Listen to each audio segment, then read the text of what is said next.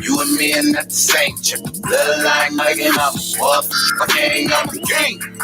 Yeah, I'm a legend. If I die right now, I'm a legend. I'm a bloodline, son of the sun. I'm fully melanated, black power, fist in the sky, fully activated, captivate the mass when I speak.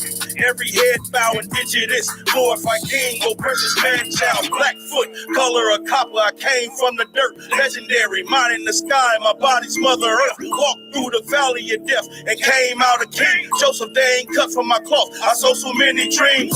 I'm in the den with the lions. Now they calling me Daniel. I went to sleep as a peasant. I woke up as a pharaoh. No longer will I walk, I'm riding on a camel. Zulu warrior, bow and arrow, eyes on the spirit. You and me are not the same. Check the bloodline, again, I'm a king, I'm a king. Yeah, I'm a legend. If I die right now, I'm a legend, I'm a legend. You and me are not the same. Check the bloodline, again, I'm a king, I'm a king. Yeah, I'm a legend. If I die right now, I'm a legend, I'm a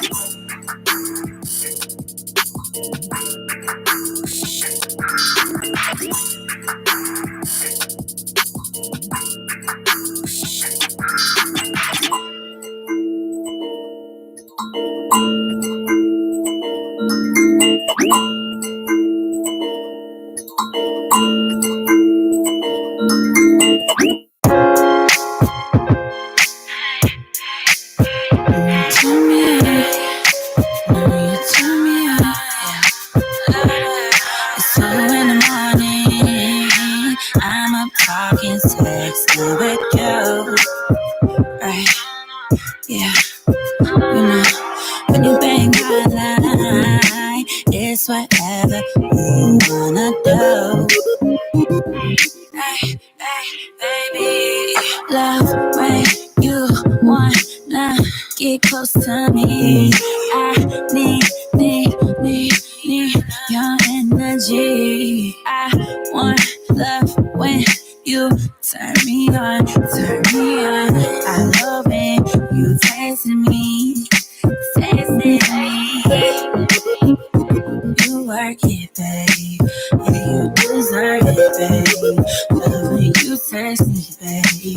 Yeah, you deserve it, babe. Love when you work it, babe. I don't want no one else. Keep it all for me, babe. Keep it all for me, babe. It's going down tonight. Come and pick me up. Come and fill this cup. Yeah, ooh baby, put me in this ride. You know what's up. Meet me downtown. Gotta turn up this club. I want love when you turn me on. I love it. So text me, text me. You work it, babe. Yeah, you deserve it, babe. Love when you text me, yeah, you deserve that shit. Oh yeah, you work it, babe. I don't want no one else. Keep it all for me, babe. Keep it all for me. In the morning, I'm up talking, texting with you. Right, yeah. You know, when you bang my line, it's whatever you wanna do. Right, yeah. You know, say that you needed me, waiting so patiently. I don't need one else, so stay someone else. Say you say someone else, I don't need you with someone else. But expect me, babe, better feel me, babe. I'm the type of woman I like to shoot. You know you like this freak girl, it's a deal. You love this freakness from the back. From my back, and you know you cute to fight. Gotta feel vibe when you freak me back. Gotta chill vibe when you freak me back. Now you wanna chill when you freak me back. From my back, and you know you feel me back. Hey.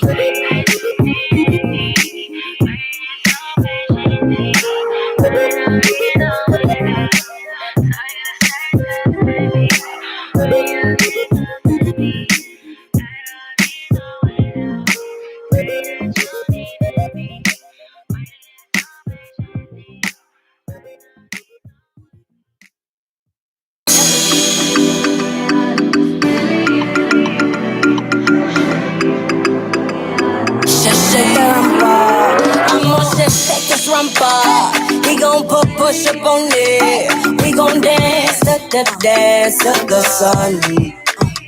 I'ma work my body. I step back in my day. Me and my friends, we just here to have fun. We gon' celebrate our lives. No, we ain't thinking twice. Popping bottles all night, I'm faded. So I'm gonna get on the floor and shake some. Shake what your mama gave ya. I see what your daddy bless you with. Do you know who you're wrestling with? And I'ma throw it back. Can you catch that? And I'ma throw it back. Can you catch that? Here we go now. I like the way shawty grooving, the way she rock her body, how it's moving. It's like she riding on a surfboard. I wanna lay down and just take the cards. I wanna feel your hips roll around, then drop, take it down. I can see what your body's doing. Come on, my baby, let's get to it. Let's switch it out when I push it through. Cause when I see, I wanna feel it too. So twerk, twerk, twerk, twerk, twerk, twerk. And she gon' twerk, hey. And I'ma catch that. And she gon' throw it, hey. I'ma catch, I'ma catch, Work, my body can't move no more. Can't catch the beat, drop it down the low. Pick it up slow when you wind it. Then let me see you grind it. Work, your body can't move no more. Can't catch the beat, drop it down the low. Pick it up slow when you wind it. Now let me see you grind it. Work, your body can't move no more. Can't catch the beat, drop it down the low. Pick it up slow when you wind it. Now let me see you, let me see you. Work, work, work, work, work, work, work, work, work, work, work. And I'ma throw it back. I'ma throw it back. Can you catch that? Can you catch that? I'ma throw it back. Can you catch that? Can you catch that? I'ma throw it back. I'ma throw it back. Can you catch that? I'ma throw it back.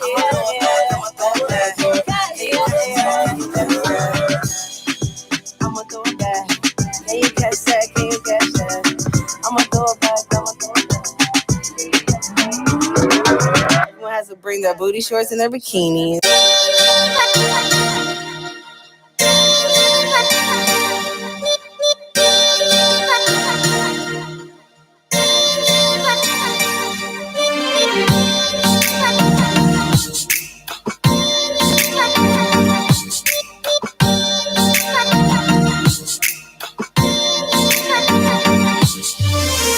Ten toes down, two eyes in the sky, with one heart that beats proud to realize I'm alive. I made it, that's what I say the times that I should have died. But Lord save me, is what I pray for the inside of my mind. I'm having daily shouting matches with the devil. What you want from me? To try and break me down on every level, then be done with me? See, ever since the day you took my mother right in front of me, it's so clear. A line of blood with no fear is what I pump and bleed. Friends that were never truly the family who never knew. Yes, the fact of no one having my back has been noted duly. For real, it's not a movie. This life I live is my code of born sinner, but the veins of a winner are flowing through me, saying, Gotta run away to a place where I can be myself, 'cause I don't wanna stay in this space where I can barely breathe. Not another day, not a second, minute, hour, oh no.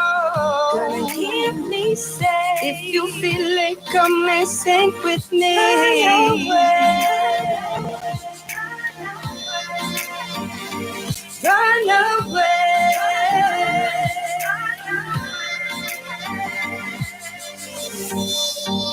let me be the first to say that if I had the chance to leave, I'll pack my bags and run away. Like Forrest Gump, if life's a box of chocolates, I can't get a taste. Kit Kats, I got bars, but I can't even catch a break. The kickback, had a moon walking like Mike Jack.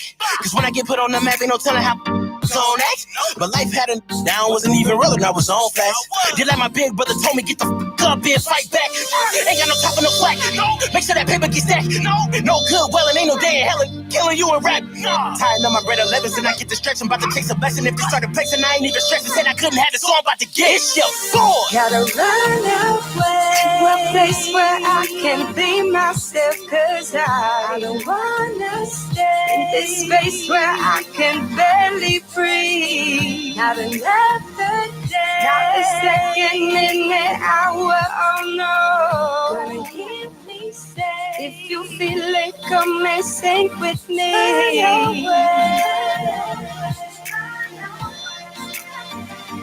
Run away.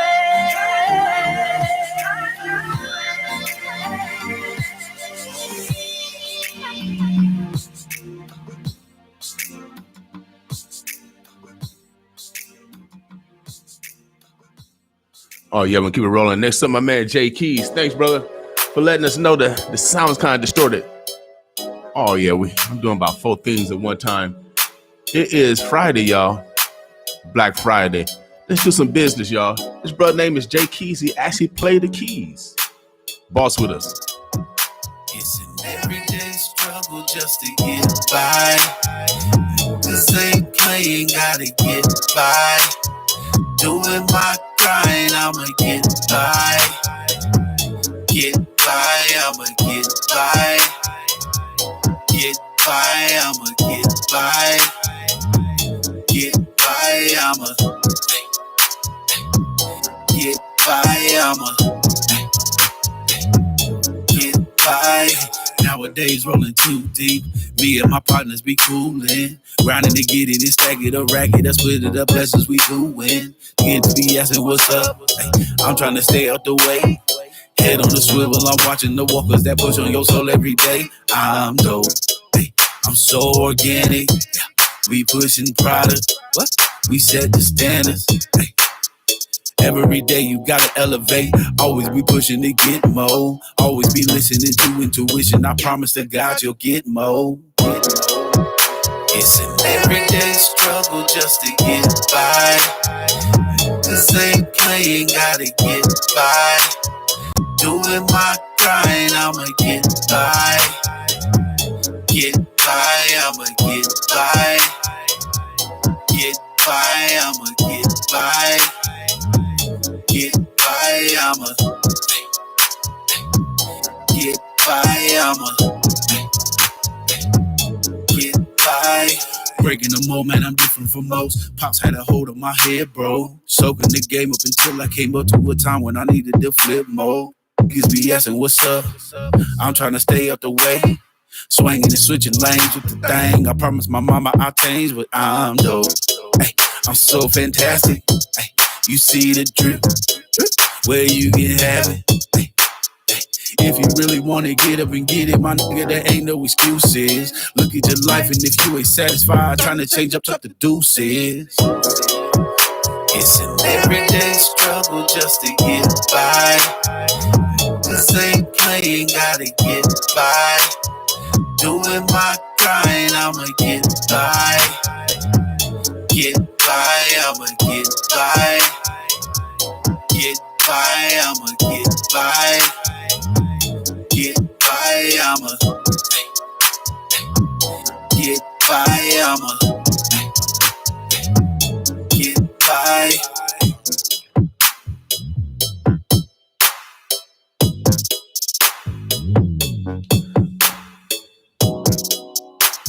Oh, yeah, we can get by, y'all. That's my man, Jay Keys. Coming up next, oh, yeah, my man, Bacon. You know what I mean? I heard they used to, do things together. They need to get back together, man.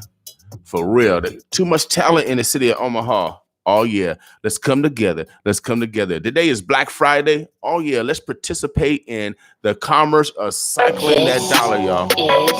Small town general, y'all. Can we get to know you? Boss with us. Listen, 95.7 The Boss. I'm your host, William King. Oh, yeah. Come on, shawty, let's have some fun. We only live once. Relax and enjoy life while we both still young. You should be out here. He wants you boxed up. Wanna control you. Treat you like you locked up. Mama didn't raise you dumb. Mama didn't raise a bum. You better than that. You smarter than that. You can find real love. Someone that's gonna have your back. Someone who adores you. Who don't ignore you. Who reassures you. Do anything for you. Someone who gon' put you first. Someone who respect your word. Someone who gon' put in work. Be there when your feelings hurt. You need someone who supports you. Someone who can show you everything you can grow to. Not trying to control you. Not trying to hold you back. Trying to see you slack. Who wanna see you win. Who really got your back. So can I get to know you? Can I get to know you? What will it take to know you? I'll do anything for you.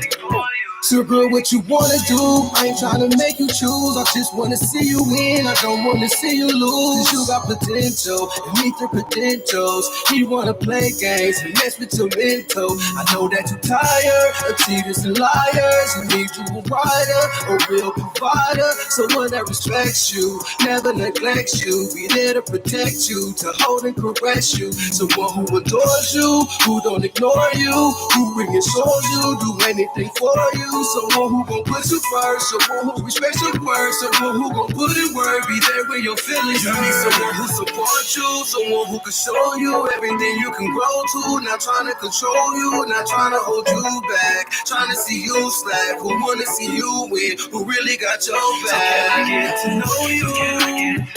Can I get to know you? What will it take to know you? I'll do anything for you.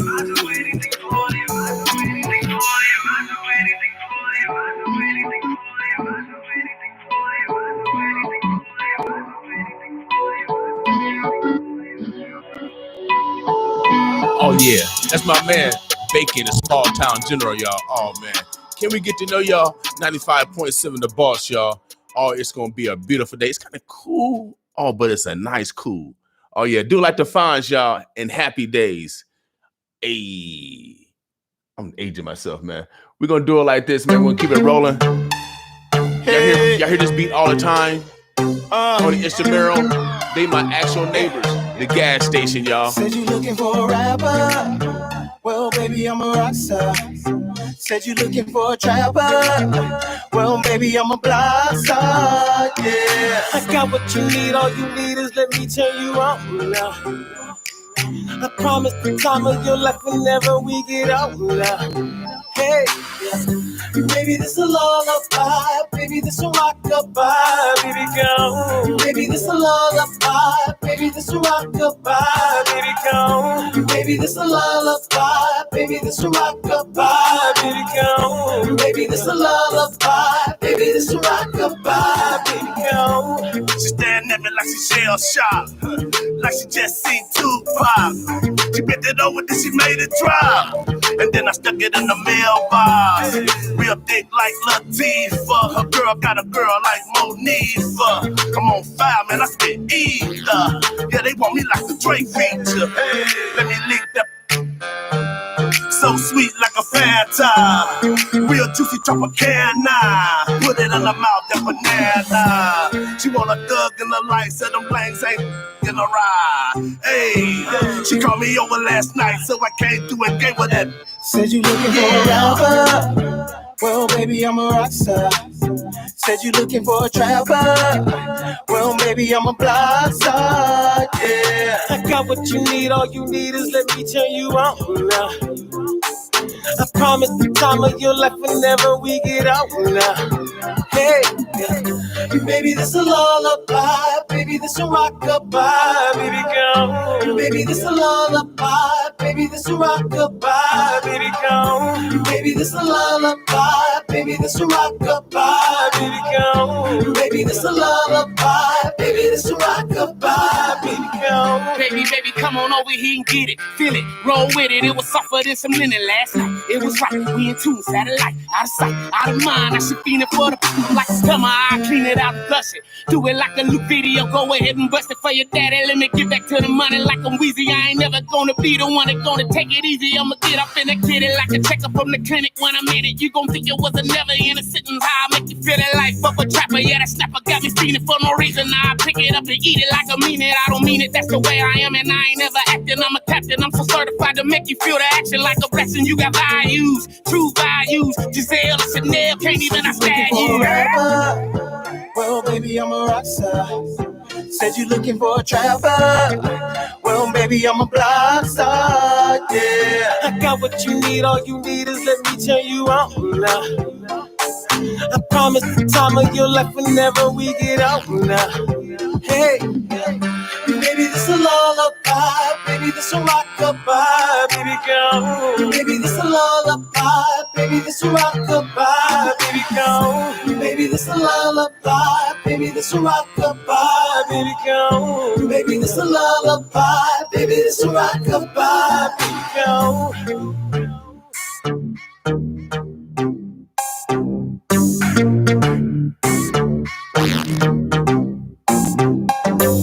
Oh yeah, that's that gas station, y'all. They actually are my neighbors. They live right around the corner. Right around the corner. Oh yeah, about 100 feet, y'all. We got so much talent in our city, y'all. We're gonna keep it rolling, y'all. Today is Black Friday. Oh yeah, no good said. Get your hustle on.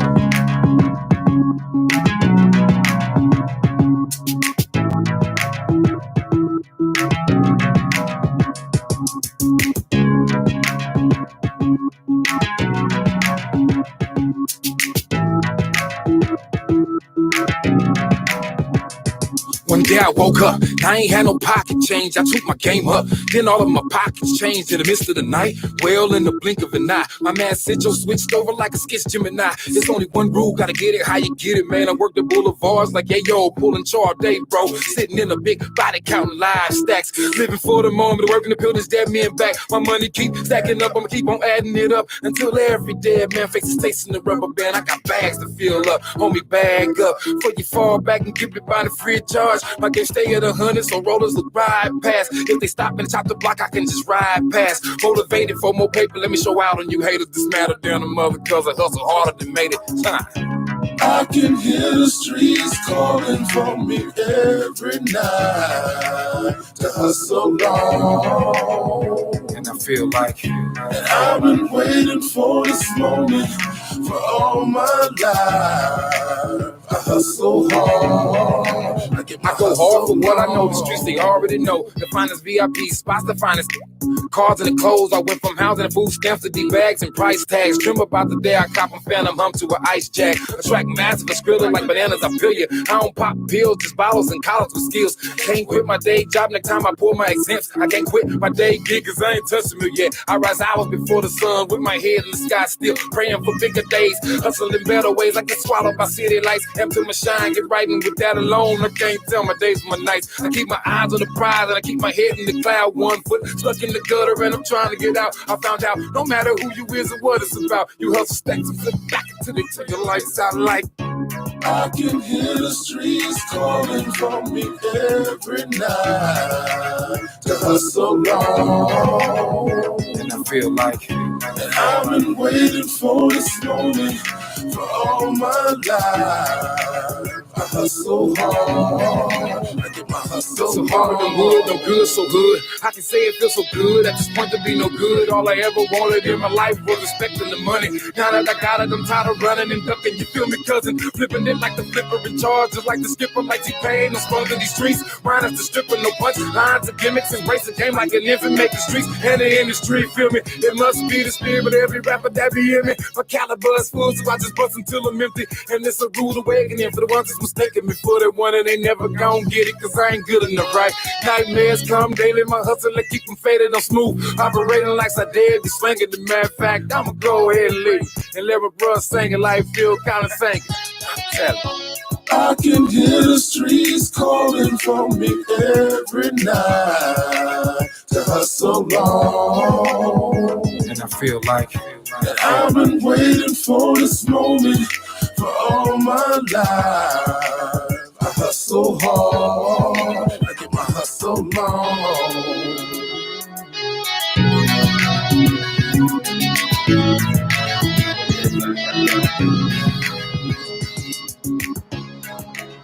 Oh, coming up next. Oh yeah, we're gonna kick one more cut, then we're gonna come back and give y'all the 411. Get him, shooter. Yeah. Where we at? Omaha, Las Vegas, smash. Yeah. Swiper, no swipe. Back up on the set and still them broke ones ain't no piping. I'm in traffic like a license. Pitching with your vices. 10 times out of 10, I'ma get you righteous. Filth 150, push your pippy to the positive. Copped it where the Dodgers live. Stashed it where my Nana live. All I want is Gouda. You can be the loser. If it's nookie over dollars, I would never choose her. I prefer to get it dumping. Ain't no set position. Another day, another note. That's another mission. I pull it off like Michelle. Fourth and inch in, they put some chippers on the books for my players bid in and hope the game never ever take me under where I'm running. One full season politicking summer by summer. My dice roll up, down, maneuver, I'm back up now. Rainstorms, doggy, I be coming with that thunder cause I'm about that. I'm just a shooter, this is how the dice roll. I maneuver for the moolah, taking off in flight mode. Drilling like them old boys trying to strike gold. Everybody hustling cause we all like dough. Smash a pump. He be crying up a river, smash a broke. She be acting like a snitch. They really hate my team. I be chillin', it's the cream that got me doing my thing. Quartey is the miss, yeah. Got a bunch of feelings, better bottle that. I'm yelling like them strippers, where them dollars at? Your girlfriend a stallion got a lot of back. If she ever wanna take me shopping, I'ma honor that. Reelin' skrillin', speed no riddling. Gas tank full, sign the title with dillerin'. Either fly flop, it get hot, raw cinnamon. Got a tip toe, inspectors in my biz again. Hustle till you ain't got a breath up, then you go 48 hours.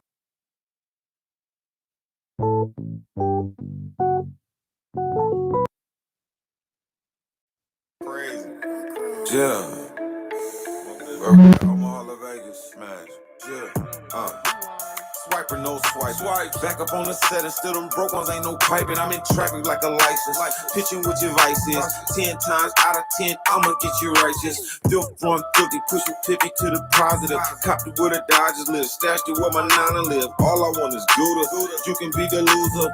If it's nookie over dollars, I would never choose her. I prefer to get it dumping. Ain't no set position. Another day, another note. That's another mission. I pull it off like Michelle. Fourth and inch in, they put some chippers on the books for my players bid in and hope the game never ever take me under where I'm running. One full season politicking summer by summer. My dice roll up, down, maneuver, I'm back up now. Rainstorms, doggy, I be coming with that thunder cause I'm about that. I'm just a shooter, this is how the dice roll. I maneuver for the moolah, taking off in flight mode. Drilling like them old boys trying to strike gold. Everybody hustling cause we all like dough. Smash a pump. He be crying up a river, smash a broke. She be acting like a snitch. They really hate my team. I be chillin', it's the cream that got me doing my thing. Quartey is the miss, yeah. Got a bunch of feelings, better bottle that. I'm yelling like them strippers, where them dollars at? Your girlfriend a stallion got a lot of back. If she ever wanna take me shopping, I'ma honor that. Reelin' skrillin', speed no riddling. Gas tank full, sign the title with dillerin'. Either fly flop, it get hot, raw cinnamon. Got a tip toe, inspectors in my biz again. Hustle till you ain't got a breath up, then you go 48 hours like a enough up. Then you brick of 50s in my pocket, that is swept up in here. The looter and the shooter get respect up in here, don't doubt that. I'm just a shooter, this is how the dice roll. I maneuver for the moolah, taking off in flight mode. Drilling like them old boys trying to strike gold. Everybody hustling cause we all like dough.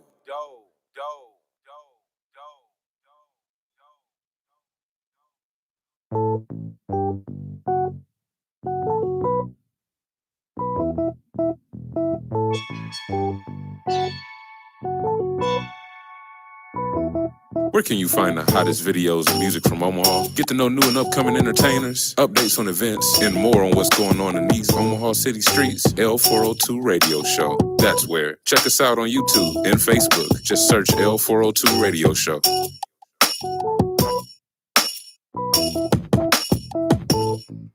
Mic check, mic 2.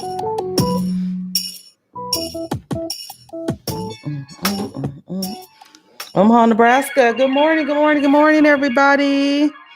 Good morning, Ray Mill, Buxton Johnson, streaming in live from Facebook. What's up, Facebook? She says, good morning, beautiful boss family. All right. Get coordinated. Buenos dias, June Martinez. ¿Cómo estás? Oh, buenos dias, como vous? That's just Spanish French together. Yeah. Shouts out to my we bilingual over here. Bilingual. Just a little bit. Yeah, I'm bilingual. Solo and poco. With the stutter game. With the stutter game added in there. Yeah, hey. You gotta add the stutter game. Stutter game. Yeah, sometimes you gotta add the stutter game. That's bilingual. Yeah, you said add. Sure. Hey. That sounds like a lamb. Hey, no, hey, the sick of shedding, y'all. Who's sick over here? Who's sick? I remember those days I couldn't talk. I had to listen to everybody. June Martinez, he says, y'all cute. Oh, yeah. Black, red and white. We got the boss colors on. Okay. It says, say it loud. I'm black and I'm proud. Shout out to UNO Black Studies. I got this shirt from UNO. Right. You know what? Black Studies Department. I almost started to wear my shirt, UNO shirt. Oh, okay. Well, the graduates, Yeah. I feel for you. My homeboy, he's a 50-year-old graduate. Shouts out to him. 50 years old. It ain't too late. You know what I mean? No, it's not too late at all. You can't hate on it's not too late. No. Oh, yeah. Walking across the stage virtually at 50. Oh, yeah. That's a smooth. How can you walk across stage virtually? Oh, ain't that ghost-like? Yeah, almost virtually. It's like virtually. You're not even there, but you're not present, but you're there. Yeah. Y'all 2020 cats. Y'all some cool cats, though. Listen, it's never too late to learn. That reminds me of a commercial. I think it was Metro Community College that used to run that commercial. They were interviewing an 80-year-old lady that had just graduated. And the 80-year-old woman said, I'm always learning. It was so cute. She said, I'm always learning. So it's never too late to walk across that stage to get your education. We should always be learning anyway. Some of y'all know I'm an instructor at Metro. So we have students age range from, 18 on up. So it's never too late to learn. Good morning, Frida. Marion, thank you for tuning in to the Boss Morning Show. Hey, everybody that's listening out there in the radio waves. Thank you so much for tuning in, listening to the Boss Morning Show here at 95.7 The Boss. Make sure you take us everywhere you go. Download that TuneIn Radio app. That's right. Do y'all have the radio TuneIn app? Download that app and type in 957 The Boss. Good morning. And you will get us crystal clear. I'm telling you. I listen to it in the house. When I get in the house, and I'm already listening to the station, I get to the house, I open up my app, the TuneIn Radio app, and tune right in. Well, also, we top notch. We're top notch. That's right. We on TuneIn, but also we're on Alexa. Oh yeah. Alexa. Oh yeah. Tune into the Boss Morning Show. Oh yeah, that's all you got to do. That's all I gotta say. Just talk. Alexa. Turn the knife. Talk to the Boss Morning Show with Martine and William King. Turn to it, and then Alexa would do her thing. I said, okay. How many of y'all got the Alexas in your house? We got Alexa gonna say, you gonna listen to the boss today? Yeah, she gonna change her voice and everything. Do you listen in, Alexa, to 957 The Boss? We're on Roku box. We're on Apple TV. Apple TV? Yeah, we could be streaming on TuneIn. If you catch us on TuneIn, we everywhere. All right. Global. Charlesine, Clater, good morning, sis. She says, yep, got it on now. All right, she's listening to us. Alexa. Thought about it. All right, she thought about it. Thank you. I'm trying to keep up with the technology. Y'all young folks, y'all young folks that's 54 and under. You young, Martine. You young too. Okay, you young. good. Yeah, oh, you I'm young. so glad that I'm in that category. Yeah, Still. you still young.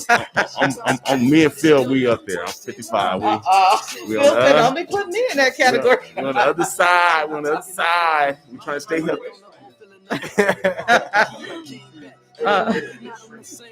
Hey, and you can't get on the other side. We're on the other side, but you know the way to stay healthy is to let's get our exercise game on y'all today. That's right. Ray Mill Buxton Johnson says all congratulations to the graduates, 2020 graduates. Charlene Plater says path at what I got on now. And then she said, yeah, Alexa. Just yelling out, Alexa. Man, she'll tune up. That's like amen. That's like from the Holy Ghost. I love Alexa. Thank you, Alexa. We appreciate y'all. Today is Black Friday. We want you guys to actually be purposeful today. You know, do it on purpose. That's right. You know, sometimes you want to do not on accident. You want to do this on purpose. Find a black business to do some commerce with. We want to cycle the dollar. Yes, cycle the dollar. You know, because during these times we got to stick together and we got to do for self. That's right. But you know, we like earmarks. We like earmarks. So shouts out to. That's why we bring the Ben Grays in and Chris Rogers in and the Jesse Waynes in because we want to make sure we know where the money is. That's right. But also we bring the Phil Rooney's in because we want to stay alive. We want to stay alive, y'all. That's right. Stay alive. We'll see what we can do to help you. Staying alive. Remember that song, Staying Alive? Staying Alive. Ha, ha, ha, ha. Staying alive. Well, you can sing. It just depends on who's listening. He can sing. We don't have to listen. Not necessarily. Omaha, Nebraska. We get set up. We're gonna be bossing with Phil Rooney, the spokesperson of Douglas County Health Department. What's your title?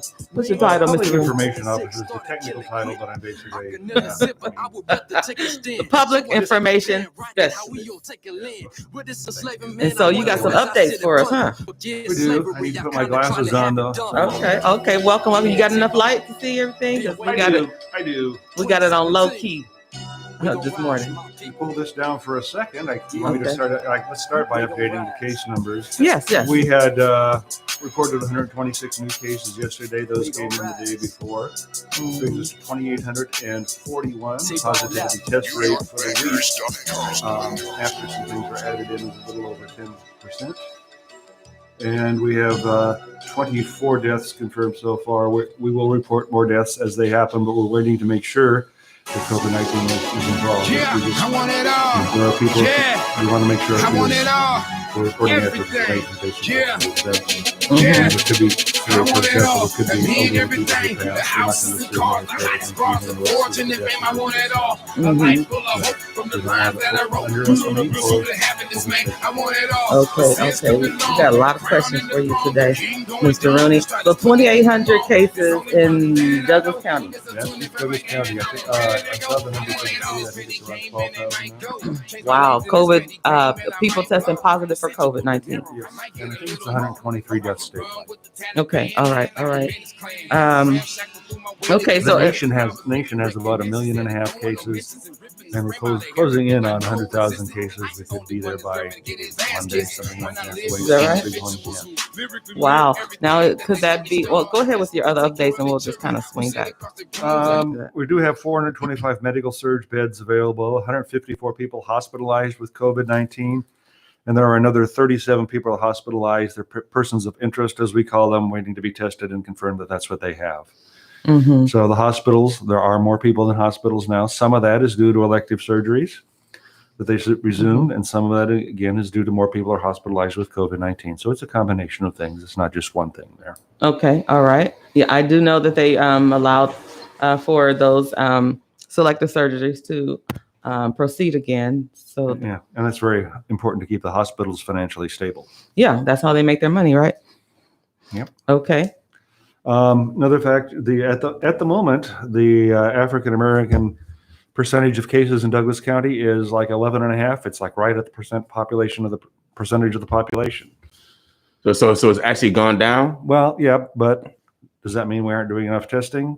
I mean, or maybe we are. Maybe that's exactly where it is. It is the percentage of positive cases among African Americans is down. Okay. Is that due to also abiding by the rules of social distancing, practicing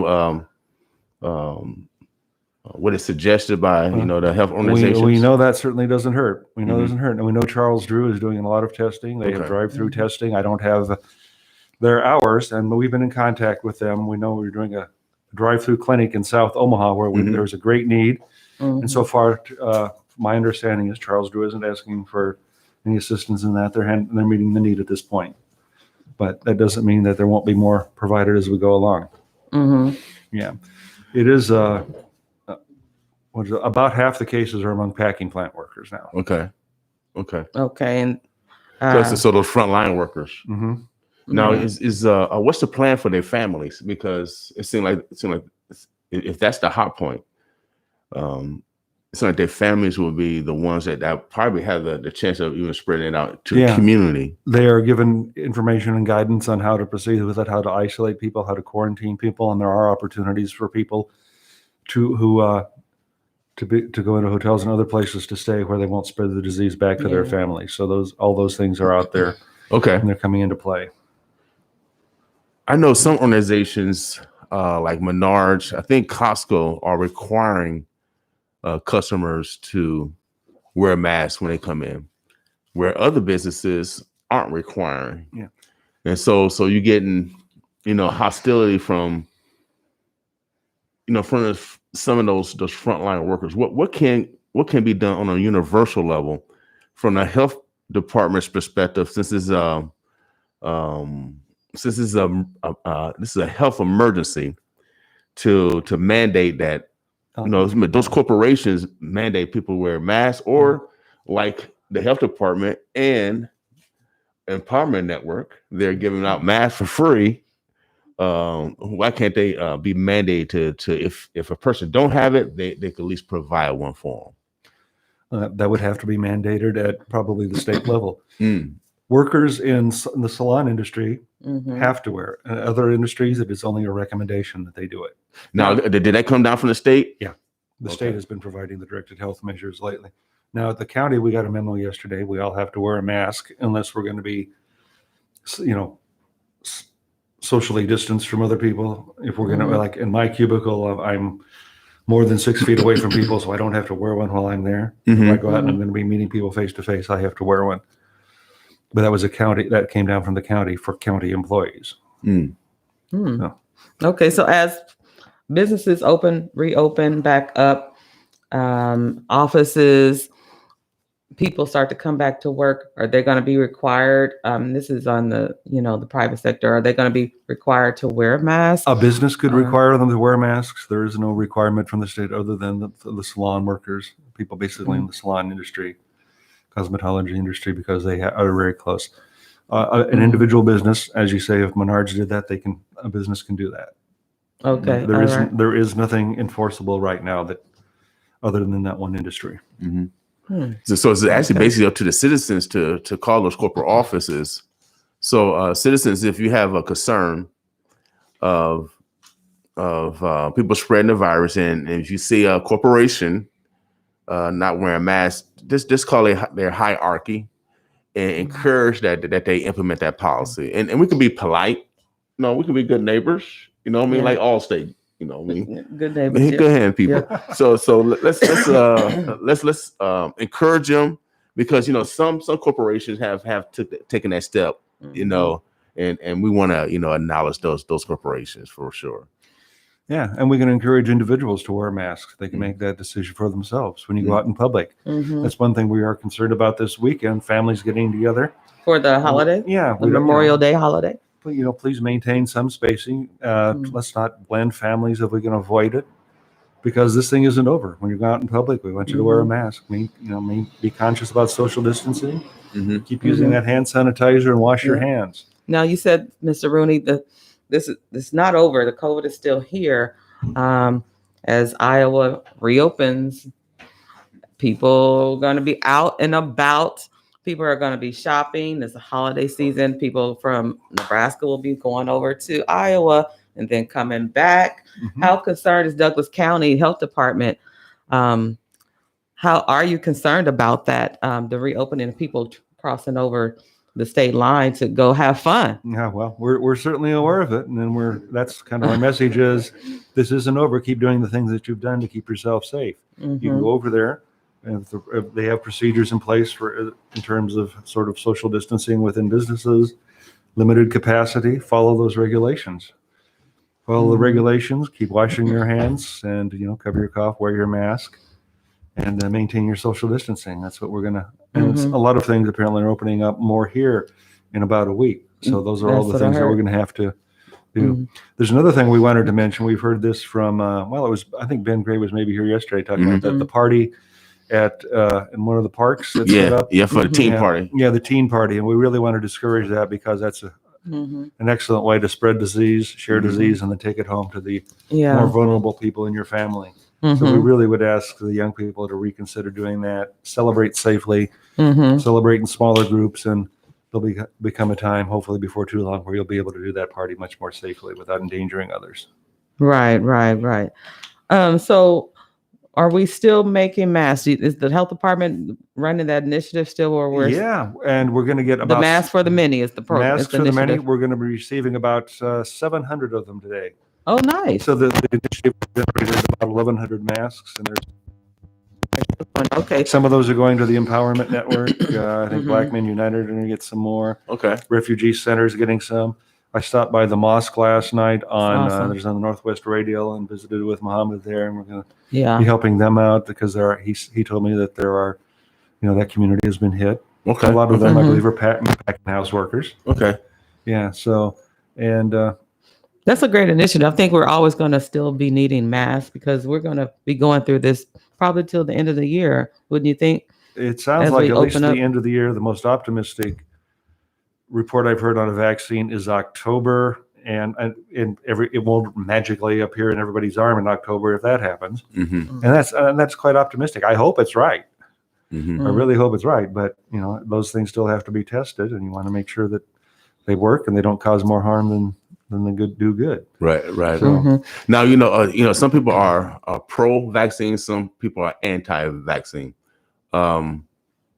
Vaccines work.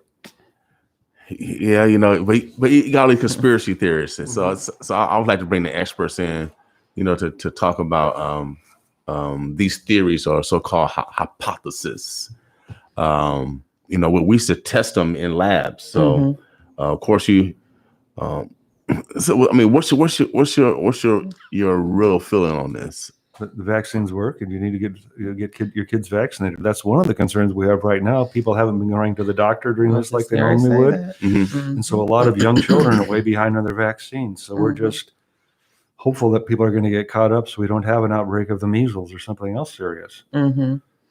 So no one's going to be shot with what do you call that stuff?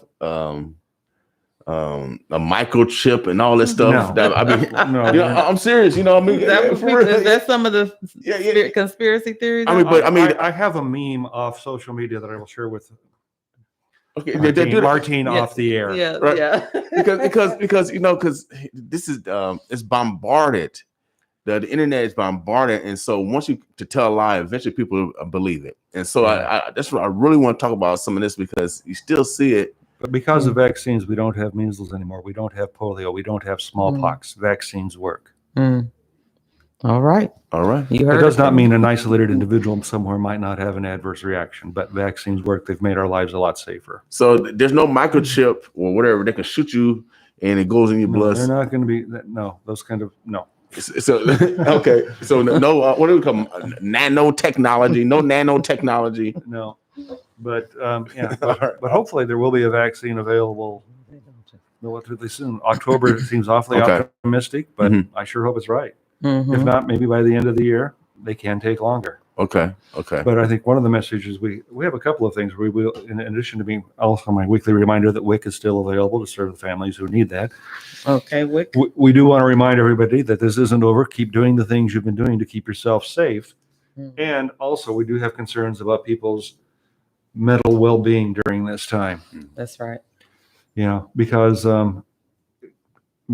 mental health issues can manifest themselves in many forms, and we don't want people to ignore it. There shouldn't be any stigma. If you need, it's a genuine, real medical problem, just as real as anything else.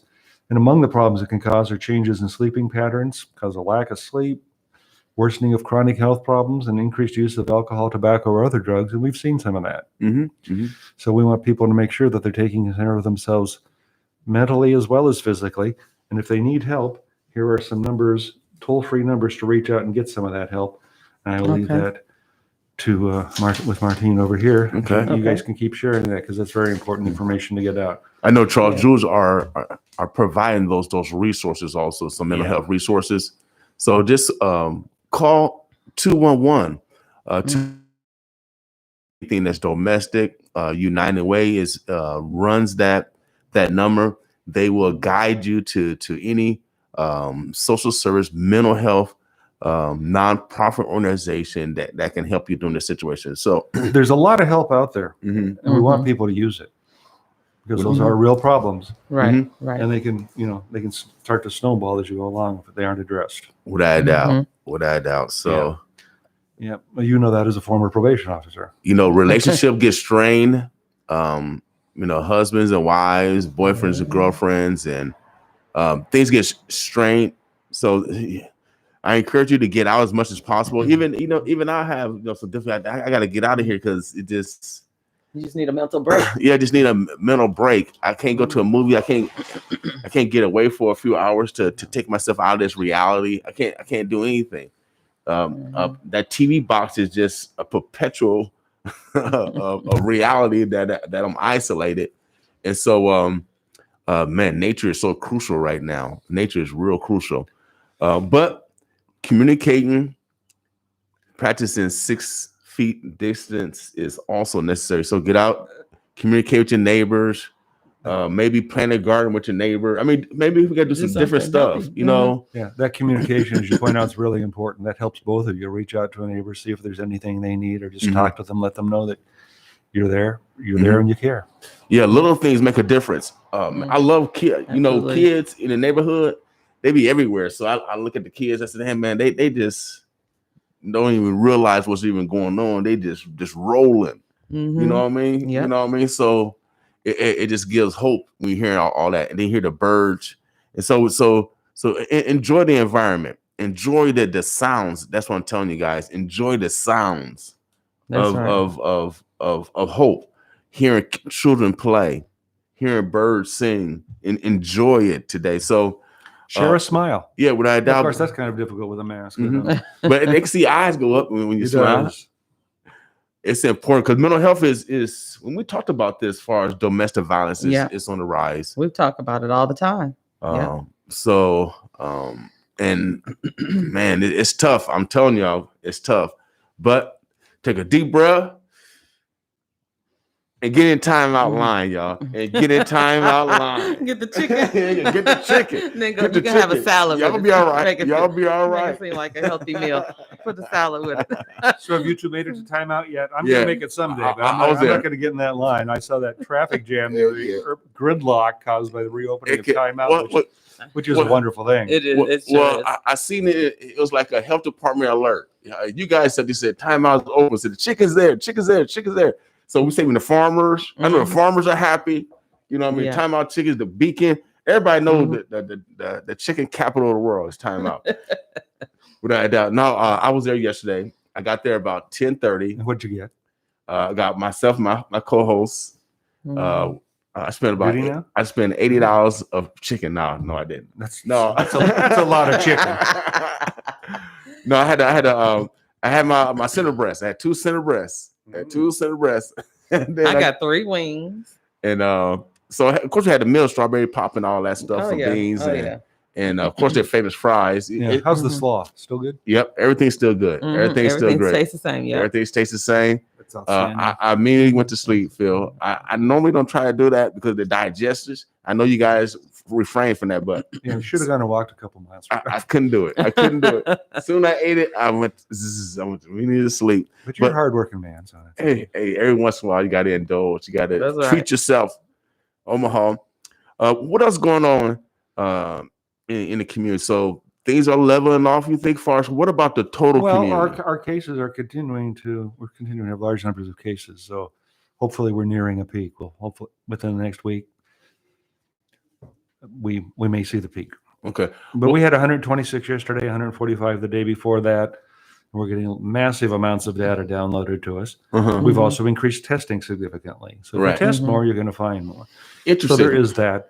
But we have another clinic scheduled today down in South Omaha outdoors. We'll probably get another 300 people through there, although the weather may have different plans. Is that over at One World? Yeah, it's across the street from One World. The National Guard is, it's our clinic. We organize that the National Guard is providing the testing. They have their Air Force and Army medics who are helping us out. All right. My daughter's an Air Force medic, and now up in Ellsworth Air Force Base. You probably saw her playing hoops a few years ago. Well, speaking of your daughter being in service, and Memorial Day coming up, salute to her. Thank you for her service. You can pass that on to her.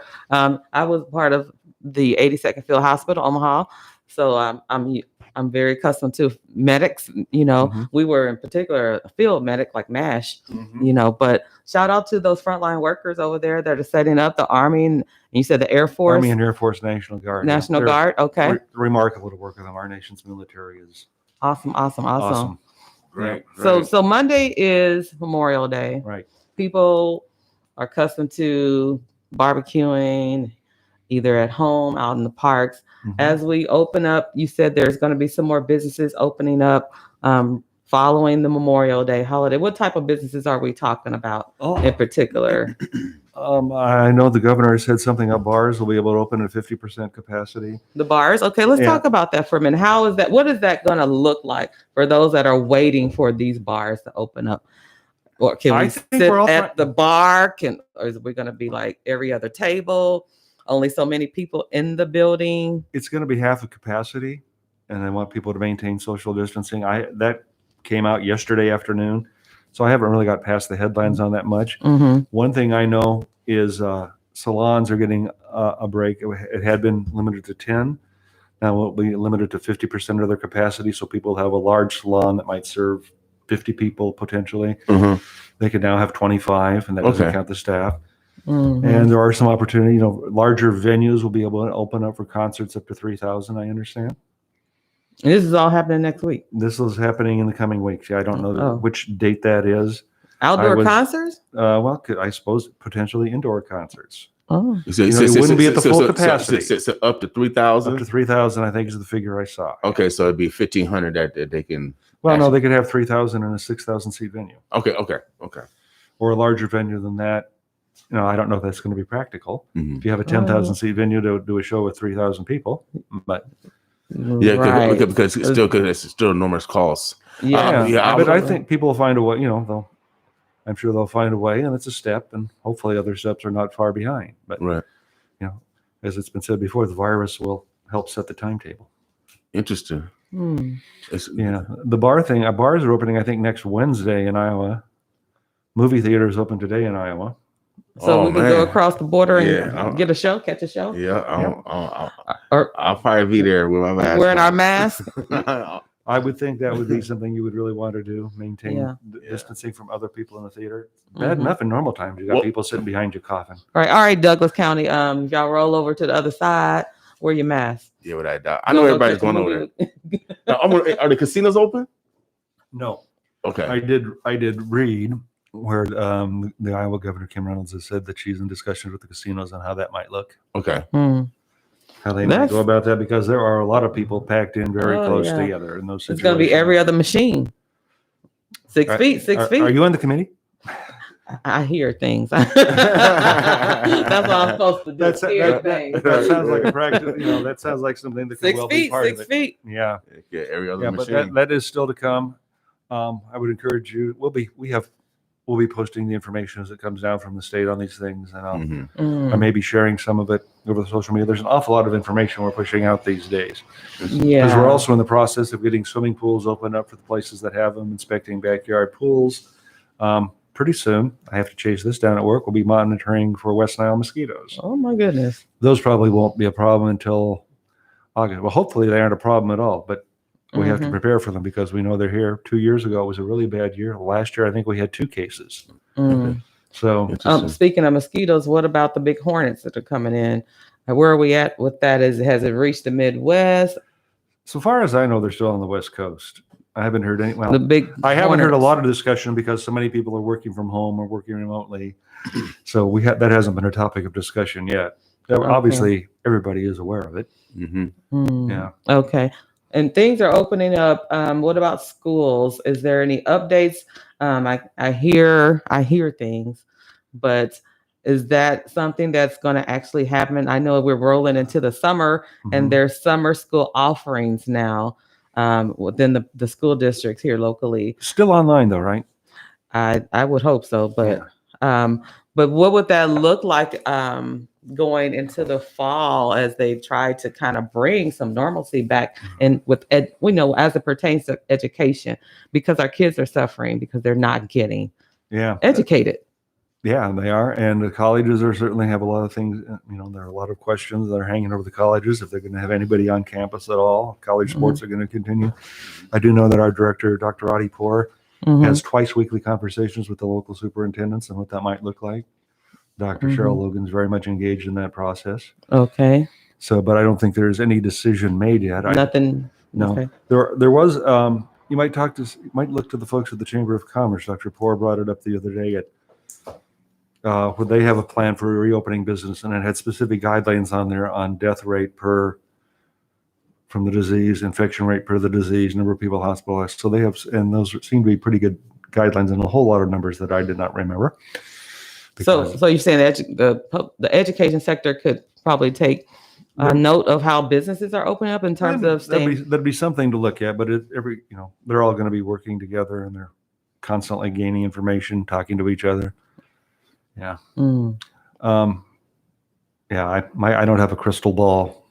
Crystal ball for that. We know that the NCAA will allow college athletes, I guess in some cases, back on campus under certain circumstances, June 1st.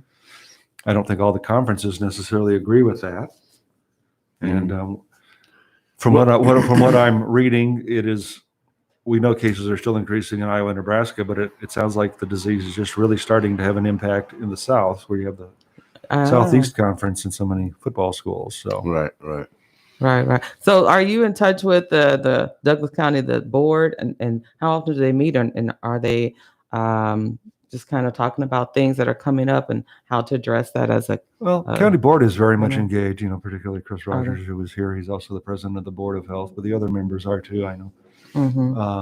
They are. And, the CARES funds, money from the CARES Fund Act comes to the county because that is the political entity that was over $500,000 large enough to receive it. So there are a lot of discussions going on there. There was an extensive meeting on Tuesday about how people will apply to get funding from that. A lot of it will go to county expenses. Hopefully it goes to stabilize some other entities as well. But yeah, the county board, I think, is meeting every other week right now. Okay. All right. That's good to know. Yeah. So as it relates to the CARES Act and the funding that's coming in, are they using the money to open up these offsite testing centers? And this is the money for this offsite testing center is coming from the state. The state. And we're being provided the test kits. We're getting 300 a day, 150 from 2 labs. And that's the capacity they've allotted to this clinic. They can do more than 300 tests a day, but 150 go to one lab, which gets tests from other locations, and 150 goes to the other lab, which also receives tests from other locations. Okay. All right. So what happens with the money that comes in for the county? What do they do with that money? Well, there's they've hired an accounting firm to figure out how that's going to be handled, how to bill it, because there's going to be a tremendous amount of oversight on it. There's a lot of overtime, a lot of extra expenses that have to be covered through that. and probably some of it will go for lost makeup revenue. That would be a great question for Chris Rogers, though, next time you want him to visit. Yeah, when we get him back in, we'll definitely. He's the man who has the answers to that, more of them than I do. Yeah. Are you familiar with the hiring of contact tracers? I've been hearing a lot of buzz about that. I'm sure Douglas County is, kind of involved with that whole process. Yeah, we've hired a lot of them. And trained some. Some of the people in our department who, like our environmental inspectors, are used to dealing with science. Restaurant inspectors, they have worked with us in that area and trained them. We've some recent public health graduates have been hired, and then the state has its group of folks.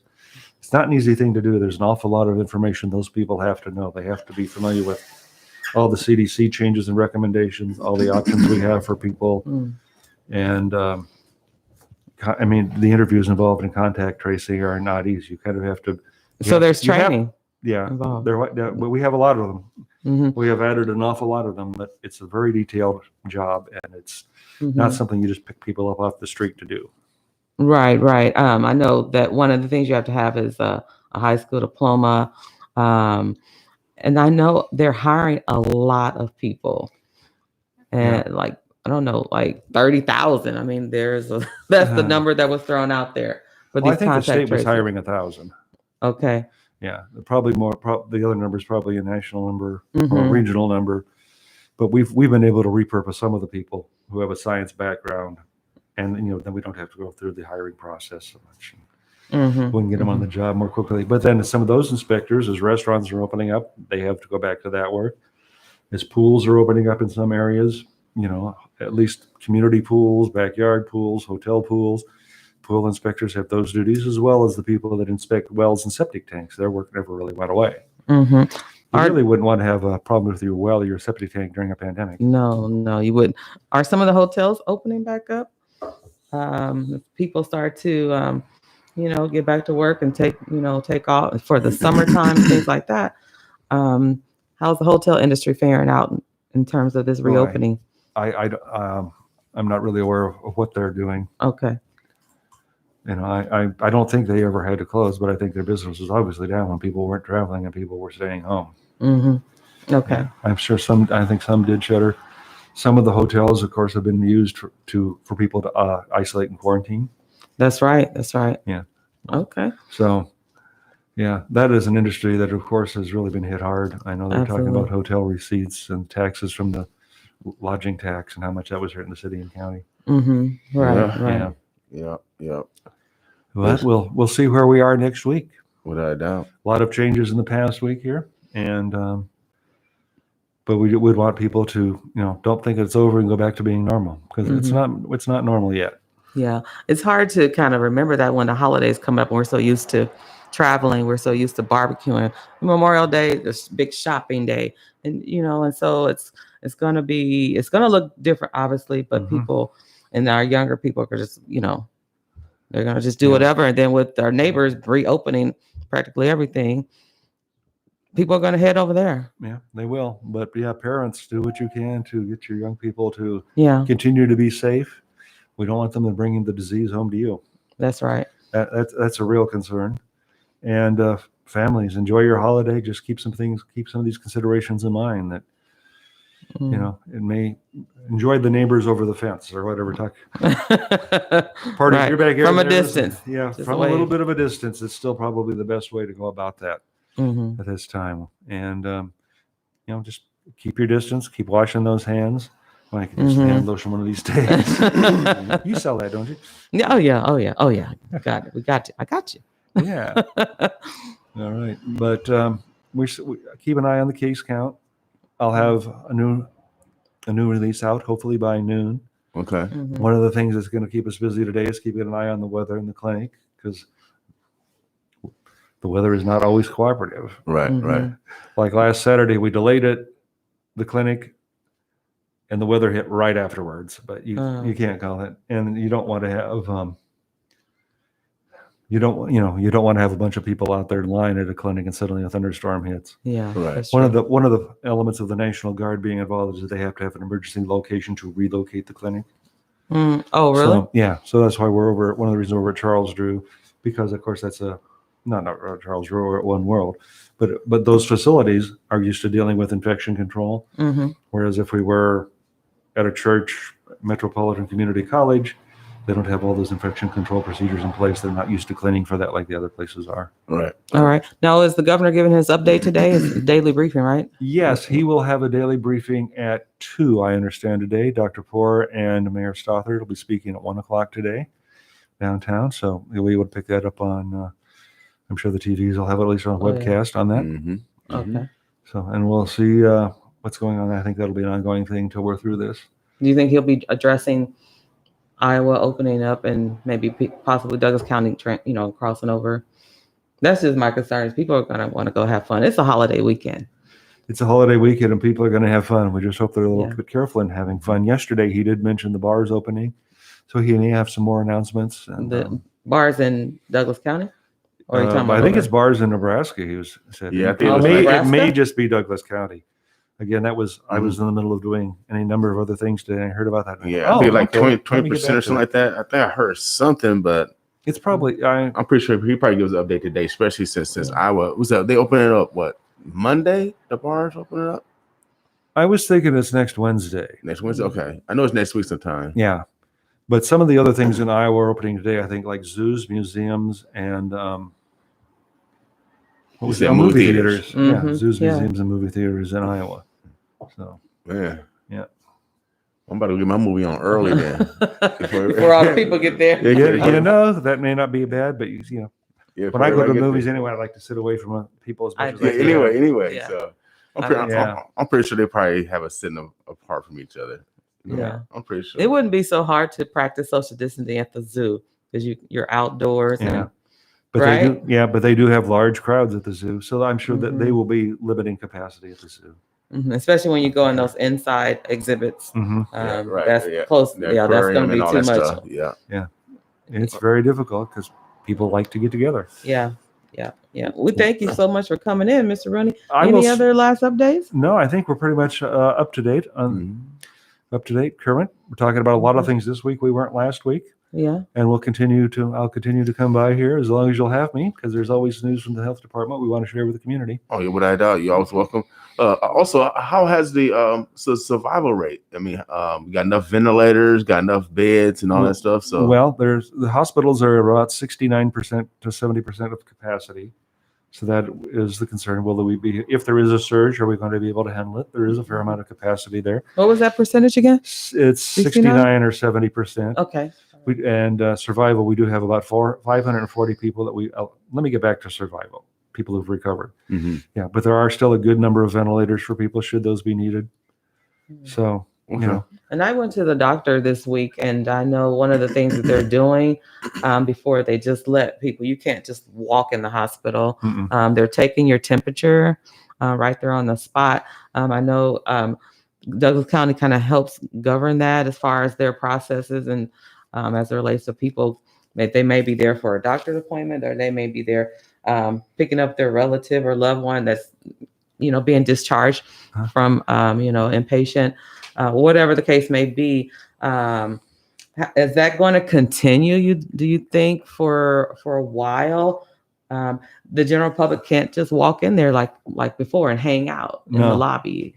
No, I think that's probably going to continue for a while. The hospitals are pretty good at understanding infections and controlling it, so I suspect they will continue to do that. Mm-hmm. Okay. Now, people had been asking how many people have recovered that said we weren't reporting that. Well, we don't report that during flu either, but for some reason they were interested in reporting during this. And we have about 550 people that we have confirmed have recovered. Every person who's sick and survives, we call them back 3 weeks after they're sick and see how they're doing. They still having any problems? See how they're feeling. If they're feeling better, but they still have a lingering cough or some problems, we'll call them back in another week. Because it is making a lot of people sick for an extended period of time. So you guys do a lot of follow-up? Well, an awful lot of follow-up. We contact people when they get sick, and then we contact them later on to see how they're recovering, when they're recovering, what the recovery process is like. And the intention is to call back every person who's been sick. Some of that investigation is going to depend on people answering their phones. Right. Or whatever other method of communication they have, which is probably a phone. Now, do you have different levels of healing? Those individuals that you tested wasn't aware that they had it. Yeah, I mean, there are people. Obviously, they probably felt good. They didn't go to the hospital. So are they different levels of how this virus hit you? Where it's maybe some be severe, where they had to have a ventilator, where some where it might not even they probably recover and not even have even a symptom. Exactly. Yeah, there's a wide range of how the symptoms present themselves. And, some people have the sniffles or barely know they have anything. And some people end up in the hospital on a ventilator. Man. But everybody's system is a little different.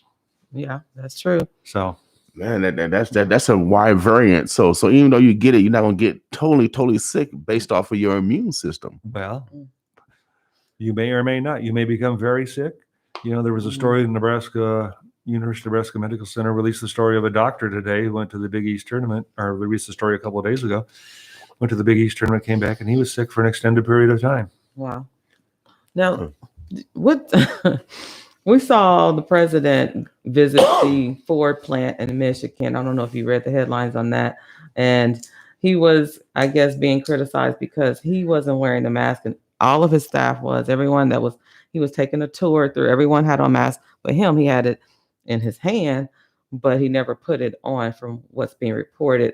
What do you say to that, if you wanted to say something to that as regards to, sending a message to your country that you govern? Well, we would encourage everybody to wear masks. I see Dr. Poor wearing a mask all the time around the office. So, and I did see, in fairness, some later pictures where the president did put his mask on. So, But yeah, it's something that you really need to do. It helps, as we say, my mask protects you, your mask protects me. I think that's. And we have a comment from Stephen Abrams. He's streaming in live Facebook. He says, how can anyone take social distancing seriously or serious when we see the reopening of large venues that cater to big gatherings of people? Again, how do you respond with that? It's up to each. Take two, Phil. Each individual has to take the responsibility on themselves. I think there is guidance out there, but they've got to follow it. And there is no one to police it. I can certainly understand his confusion over that. Yeah, and a lot more other people too. Yeah. It's like your neighbor is having a party, but you can't have a party. They've got 100 people in their backyard. It's just you and your family. And it's very difficult to enforce something on private property, on an individual's private property. In a business which is licensed, you can do more, but in an individual's home, that's a different matter. That's very difficult to do. So. Wow. But please, people, do the right thing. You've been doing a great job of it. And hopefully we won't have to do it too much longer, but I do fear this will be with us for a while. Keep washing those hands. Washing those hands.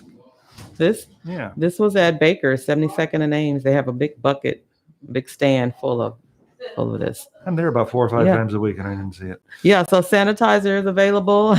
We're starting to see, more of that, and wipes, from what I understand. Because wipes were hard to find for a while. Yeah, it was. It absolutely was.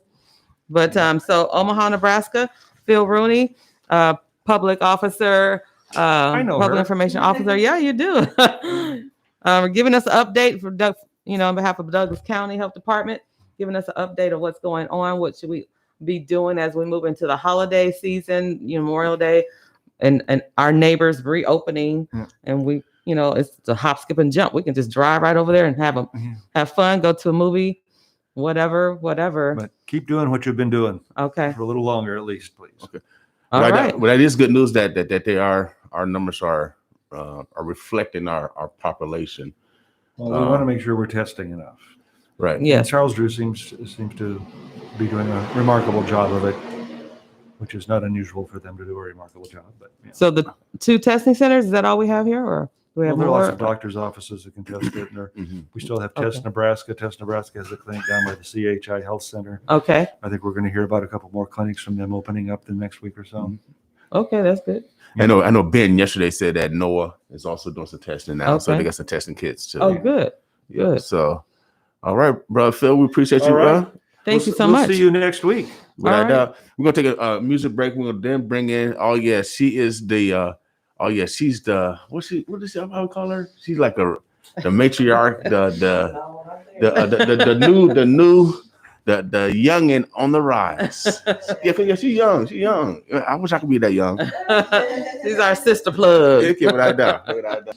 We got Precious coming up, and but she fired, but her name is Precious. You know what I mean? Right. So we're gonna take a break. Thank you so much, Mr. Rooney, for coming in. We'll see you next week for another community update. We appreciate you as always. Thank you for bossing with us this morning. Oh, before we get out of the question, we got another question.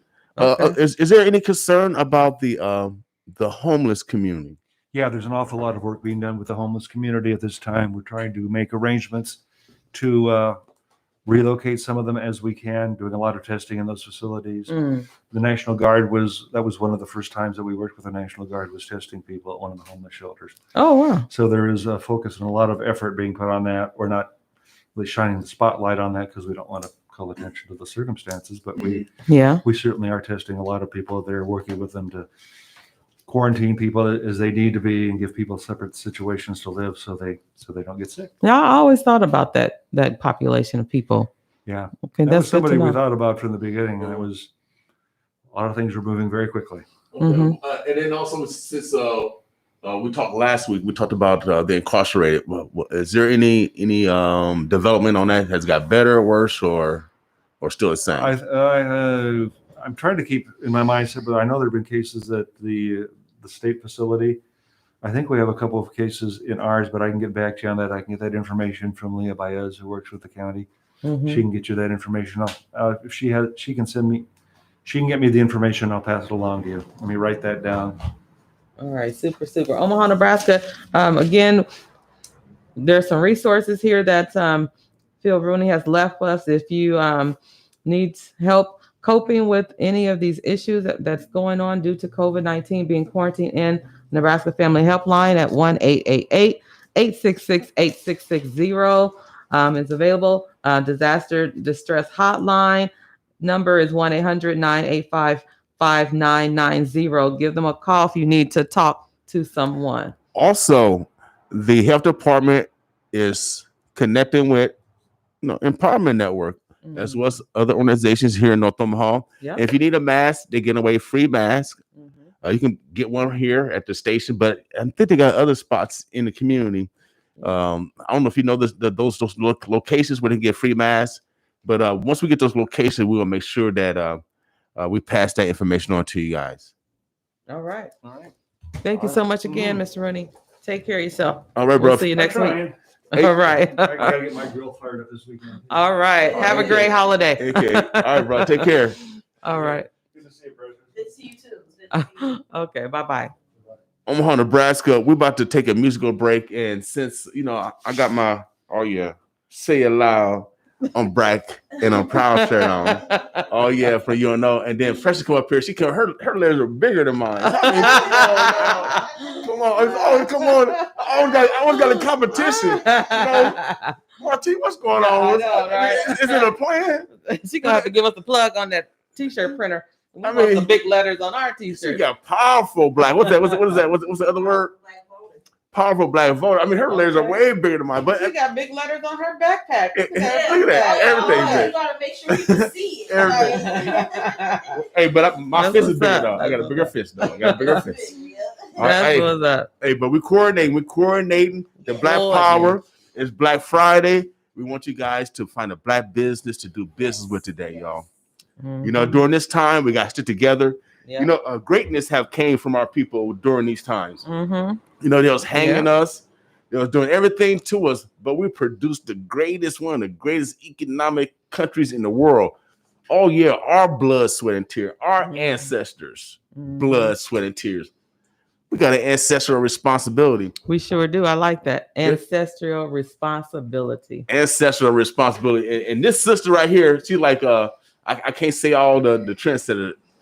All trendsetters. She's part of the timeline. She's part of the timeline of leaders, and she was talking smack too. I don't be talking smack like that. She was spanking them. Yeah, y'all. There you go again. Be spanking them. We're gonna take a musical break because I'm feeling real good today, y'all. That Black Power. We got a lot of Black Power in this movie. We sure do. We got a lot of Black Power. You better believe it. Best believe it. Without doubt, God, please bring the sun Please bring the The sun vitamin D. back. God, If you don't Lord. bring the sun, just keep the temperature at least 80. Oh yeah. I'm tired of this back and forth. I don't know. Back and forth. I'm kind of happy with the weather right now because I need to replant some spots in my grass that I burnt. So Oh, I'm kind of happy with this because I how you burn grass? Well, I use some Roundup. Oh, so you're not gonna be using Roundup? I didn't know that. I was trying to get rid of them dang dandelions. I know, right? They mess up your lawn. After you cut the grass, my No. dandelions just pop right so back up. I'm like, I didn't follow. I was impatient, and I was very impatient with it, and I went to the grass pad, and I got the step by step. All right. So I did week 1, and I saw a change, but I didn't see it fast enough, and so then I did week 2, and I'm like, oh, okay. But I still saw them. And so then I ended up having some Roundup in my garden. I was like, oh, well, let me just spray this on there. Well, what happened is that the stuff that I used from the grass pad and the Roundup, it basically Right. science took place and it made, so I'm like, I know I didn't spray that much Roundup. Right. But what happened is that the Roundup and it made it bigger. So it kind of spread. So now I have like these patches. So I'm gonna experiment in my backyard because my backyard is really nice. I'm gonna experiment and I'm gonna dig up those patches. Yeah. Get some grass seeds. Put it in wear on gloves, the soil. wear gloves. Yeah, wear gloves, and then I'm gonna water it like continuously. But this weather is perfect for it to grow. Right. So we'll see. But throw the Roundup away. I don't know where you did because I didn't Roundup. know they were still selling it. Yeah, they should be selling it. Yeah, It's I found poisonous. it caused cancer. That's It what was does. my- I mean, They still running the infomercials about that. You know, if you need a lawyer, Yeah. You might need a lawyer. You might need a lawyer. You know, they getting it up. They trying to capitalize. If you need a lawyer, well, I'm gonna throw that stuff away because I mean, I literally went out there was like, and it did it, you know. But I'm telling y'all, leave the dandelions alone. Why? Because dandelions are good for cholesterol. Y'all didn't know that? They're in my yard. Those are the ones. No, the dandelions. Them. Yeah, you can eat them. You can eat them. I am not doing You all can eat that. them. I mean, the dandelions. See that's you've been colonized. No, I don't want them in my yard. I want to look. When I look. I don't see my my colonizer neighbors. So what? With dandelions in their You're yard. a trendsetter. Their yards is all green. You're a trendsetter. And I want my yard just like that. In my neighborhood, I'm a trendsetter. You better not mess with my dandelions. I already got that. What's it? Sequoia grass. So my grass does not really get green in my front yard until until June, July, August, and it's like extremely hot. Mm-hmm. So yeah, they grass is green, so why can my grass be green and got lines in it too? Right? No, we gonna get rid of that. My lawnmower be taking care of me. No. There is dandelion, supplement you can take to help. No. I know what Go you're to the talking nutrition about. store and get that dandelion. Yeah. I went to God's Pharmacy. Where what outside? No, in Vegas. Oh, what else? I'm talking about the. Where is that at? Where? God's Pharmacy is in Vegas. Okay. But I told him it's a herb. I'm telling you, it helps with cholesterol. But it's not in my yard though. I'm dead serious. I know. That's so what I said. why are you killing it? You're killing yourself. Because we're trying to have a beautiful green lawn. No green lawn. Obviously, God wants some yellow in that mud. It's a little yellow. What's wrong with a little yellow? It's like that. It's like when I give give a woman a rose, and I say you stand out in the middle of a crowd. So that's like that damn like stand out in the middle of a. And that's crowd. when you see it and you want to get it out because it's no, like you stand out of place. I guess we ain't gonna never take this commercial break, this musical break. I guess not. Let's hop right on in it then. So we might as well. It's 8:42. Let's roll. Now, what's a recap of the politics? Man, because I heard some things going on afterwards. So So what did you? So let's clarify what you heard, so I can clear that up. Okay. We start going into this. See, I told y'all. Meal. See, I told y'all I don't read stuff. We got an ear to the ground over here. We got an ear to the ground. We ain't want to gossip though. I ain't want to gossip, so I guess you came with me. Heard it from me. Now, my man Bacon. He frying right now. No, he ain't frying. He frying hot. He frying hot. No, he frying hot. What? Because right? He got Chris. And he got a couple other prominent Democrats. But again, those people. He on fire. He smell like bacon over here. Okay. Well, number one. Smell like bacon. Well, number one, we all know. Bacon's bad. No, let me tell you, bacon's bad for your health. Number one. No, on moderations. No, it ain't bad for your health. no, bacon is fat. Bacon ain't doing nothing. Bacon is fat. Number two, you have Bob Christ and who ran for governor as a Democrat, was a Republican. I interviewed him right here. Much love and I should say much respect was then for Bob Chris, but he felt because him and Bacon were affiliated Air Force wise, and they have that service, that military service, right? And that brother connection. Yes, maybe that's why. Yeah. But again, and I don't care. I'll say on the record, and I'm with the Democratic Party. We're going to remember that in 2022 when you try to roll around and run for governor. You're not going to do that. You're not going to do that. I know I'm going to remember it. And you just better not. You better hope and pray that I'm not still working for the party, because it's going to be said. As for Barry Rubin, now Barry works for Barry is a lobbyist for oil pipeline. Oh, is he? Yeah. So again, this is political. So yeah, they feeding your family. You go out there and endorse them. You're supporting. So again, those are not threats. And Barry ran the Democratic Party. He was the executive director. He did not run. He was the executive director. Yeah. Okay, but I still got love for him. But like I told him again, it's politics with them. That's who pays your bills. Those are the ones who pay your bill. Right. I don't care who you are. You ain't getting no. If I don't like you, ain't getting no endorsement from me. So again, those are not endorsements that are making us. Those are not threats to us. It's just that it is what it is. Well, I mean, Bacon's hot right now. I'm just saying. He's not hot. Frying. He's not hot. But again, y'all keep saying he's hot. But at the end of the day, what is he doing in the Black community? Well, I haven't seen Sass. He's doing way more than Sassy. Oh, but I'm not supporting Sass. Right, so they both in the same boat.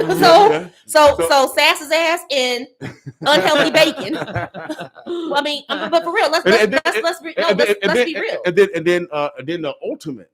What? The ultimate is Miss Ashford. No, Miss Ashford. Now the thing is, she has not endorsed yet. But again, that is her personal opinion. Those are she didn't endorse Bacon. Well, she hasn't endorsed the But winner. Again, as a person who ran for office, you don't have to jump into an endorsement. That's like with me. I don't have to jump into an endorsement just because you say I do. You're jumping in right now and saying you made your opinion on who? Very clear on Chris as soon as he did it. No, I did, because again, I have a right to. I have a right to that, just like Ann Ashford has a right to make a decision that she makes. Do I feel that we as a group, we need to be coming together and supporting each other? Yes, I do. But again, I cannot force you to do something that you're not feeling. So we don't know. In 2 months, maybe sooner, she may feel that. But just remember, you just invested money in your campaign and you didn't go through. So you want me to get up the next morning? Maybe for her, that's just something. Let her process that. When she's ready, she will, if she wants to do that. Right.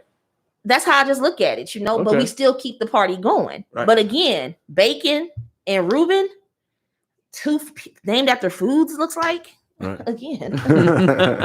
Hello, they're not a threat. Well, shout out to my girl Gladys. Yes. Without a doubt. And I still like I told Barry Rubin when he commented, he's like, "Oh, I love Time Out." And my comment, I've been waiting for him to comment on something. I said, "Well, that's cool. Just don't bring Bacon's ass down here. We good." Well, I like Bacon on my stuff. Well, again, what has Bacon done? What has Don Bacon done for the North Omaha community? If y'all can give me a list of things that have. No, I'm serious. I'm being so real right now. He just passed a legislation. No. But is that legislation bringing jobs, and are you seeing people right now benefiting from that? Do you see people able to provide for their families right now? Right. What has he done? Have you seen a building on 24th Street come from the ground up to say this is what legislation has bought from the federal side? Right. No, you have not. Well, I haven't seen that on the Democrat side either. Oh, again, it's on both. But again, he's our elected official. Right. He's our elected official. So don't tell me we're still. So, but I don't think I can talk about is my brother Lee Terry.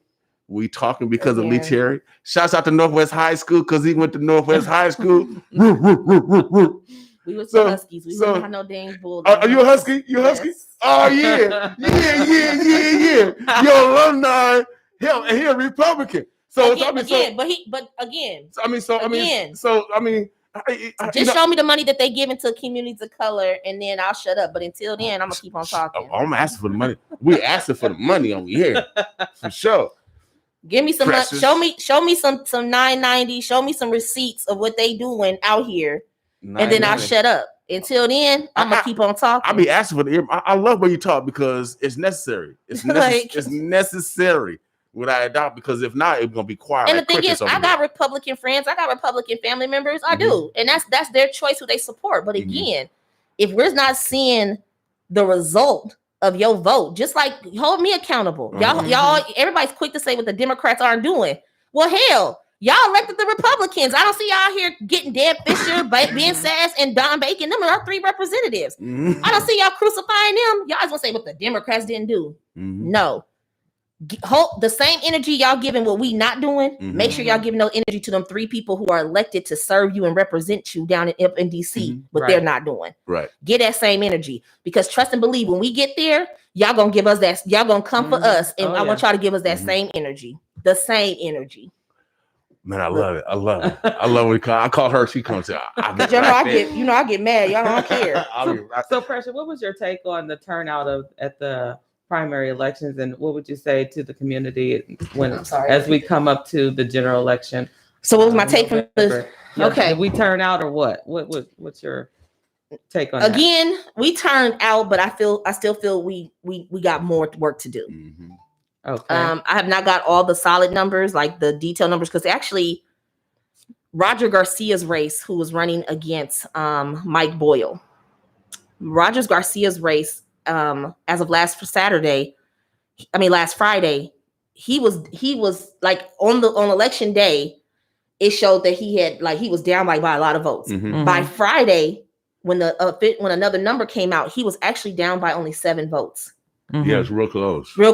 So instantly, because of that, it goes into a recount. But then they come to find out that there was 54 provisional ballots that hadn't been counted yet. So that number should come in today. Okay, so they're still processing the provisional ballots. Yeah, okay. So that number comes in today.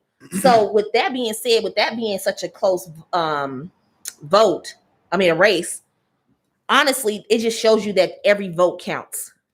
Every single vote counts.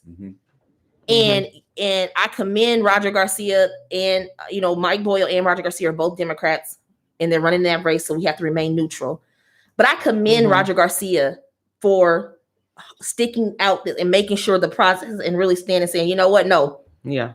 Until the end, right. That's when I'm not conceding this race until the end. And he hasn't done so yet. And he has not done so. Okay. So, for the general election, I feel that we have to really get into our communities and really show the fact that we need to run, like why you need to be voting.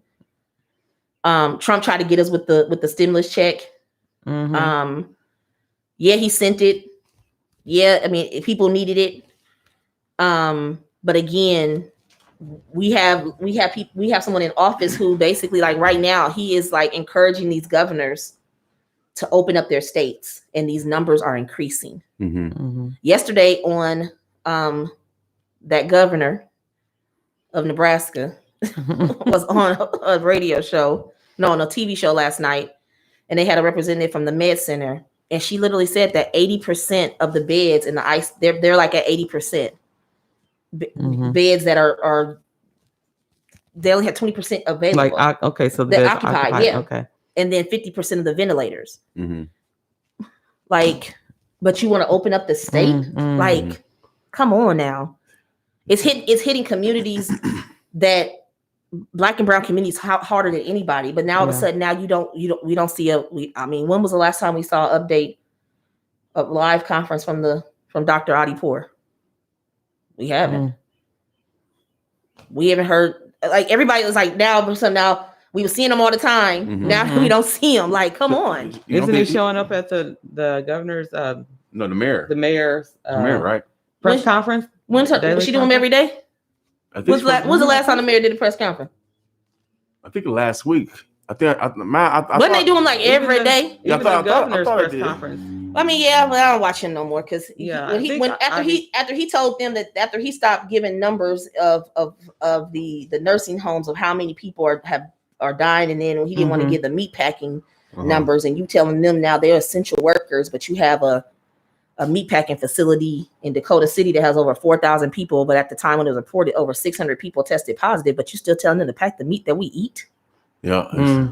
But I know. Yeah, I think that Dr. Adipur is showing up at the governor's press conference on the daily conference that he in Lincoln. holds. No, I think it's here. No, she was on the mayor's. She was on the mayor's. Mayor. She's mayor. She was on the mayor's. Okay. Yeah, on Mayor Stothard's. Yeah. Mhm. So again, I don't know. I have questions, and I'm look, after I do this, I'm going home. I ain't gonna be out here. I got time because it's hitting our communities hard. Yeah, it's hitting our Latino brothers and sisters hard. It's hitting the Korean, our refugee community hard. It's hitting hard, and I just and again, remember they said $200,000. I mean $200,000, 200,000 people. We only had like 95,000 people in the United States. We still they still they still got 115,000 that they can basically allot. Right, it's for death, huh? Yeah. The president still said, 200,000. I mean, they don't care. Right. So that's just my take. Well, so you need to vote. You gotta vote. Because again. Well, that determines the decision making of our leaders. Well, very much. Oh, very much so. I mean, number one, you want leaders who represent you and leaders who are who care about the constituents. I mean, I know we got an economy, and I know we're supposed to be, making sure the economy is well, and I understand that. But at the end of the day, the economy is not going to be well if we're not well. Right, without a doubt, I agree with you. Right. So, regardless of the fact you send us into the stores, we sick. We getting the people sick at the store. Other people sick. Employees sick. People can't work. Like, I mean, it's a double-edged sword because, like, when we talk about the mental health, if things don't get back to normal, I mean, it's getting crazy now. I mean, I feel I'm normal, but it's some days I struggle. I got to get out of here. So if someone have a not as strong, you don't know, and they with their abuser. On a daily basis, man, I think something has to be done. This violent enemy is always going to be around. It's just going to mutate. It's smart. It's smart. We got to give it its due. I mean, people are tired of being in the house. I mean, right.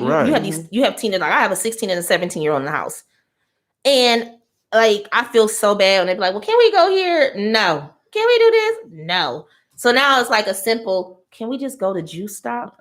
Can we just ride with our friends just to Juice Stop to get some fresh air? Right. Do you got your mask on? And then I know that and they're in a house where they have high risk.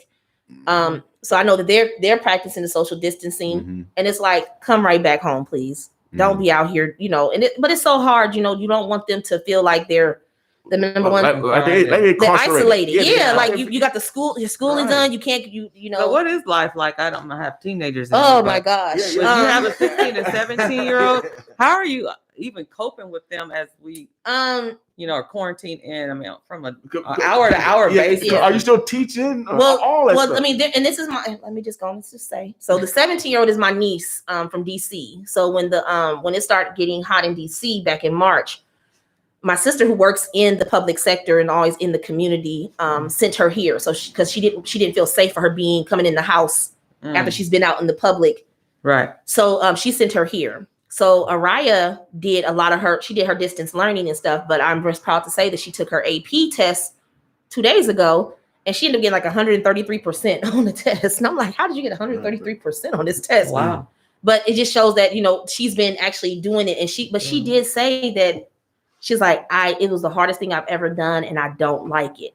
I don't like this distant learning. And I said, well, this is preparing you as you're going into a senior in high school, because once you go into college, you may have some courses that are going to be distant learning, online courses. So it just shows that you got to prioritize. Now, my 16-year-old, very proud of her. She ended it with a 4.482 GPA. Awesome young lady. Love her.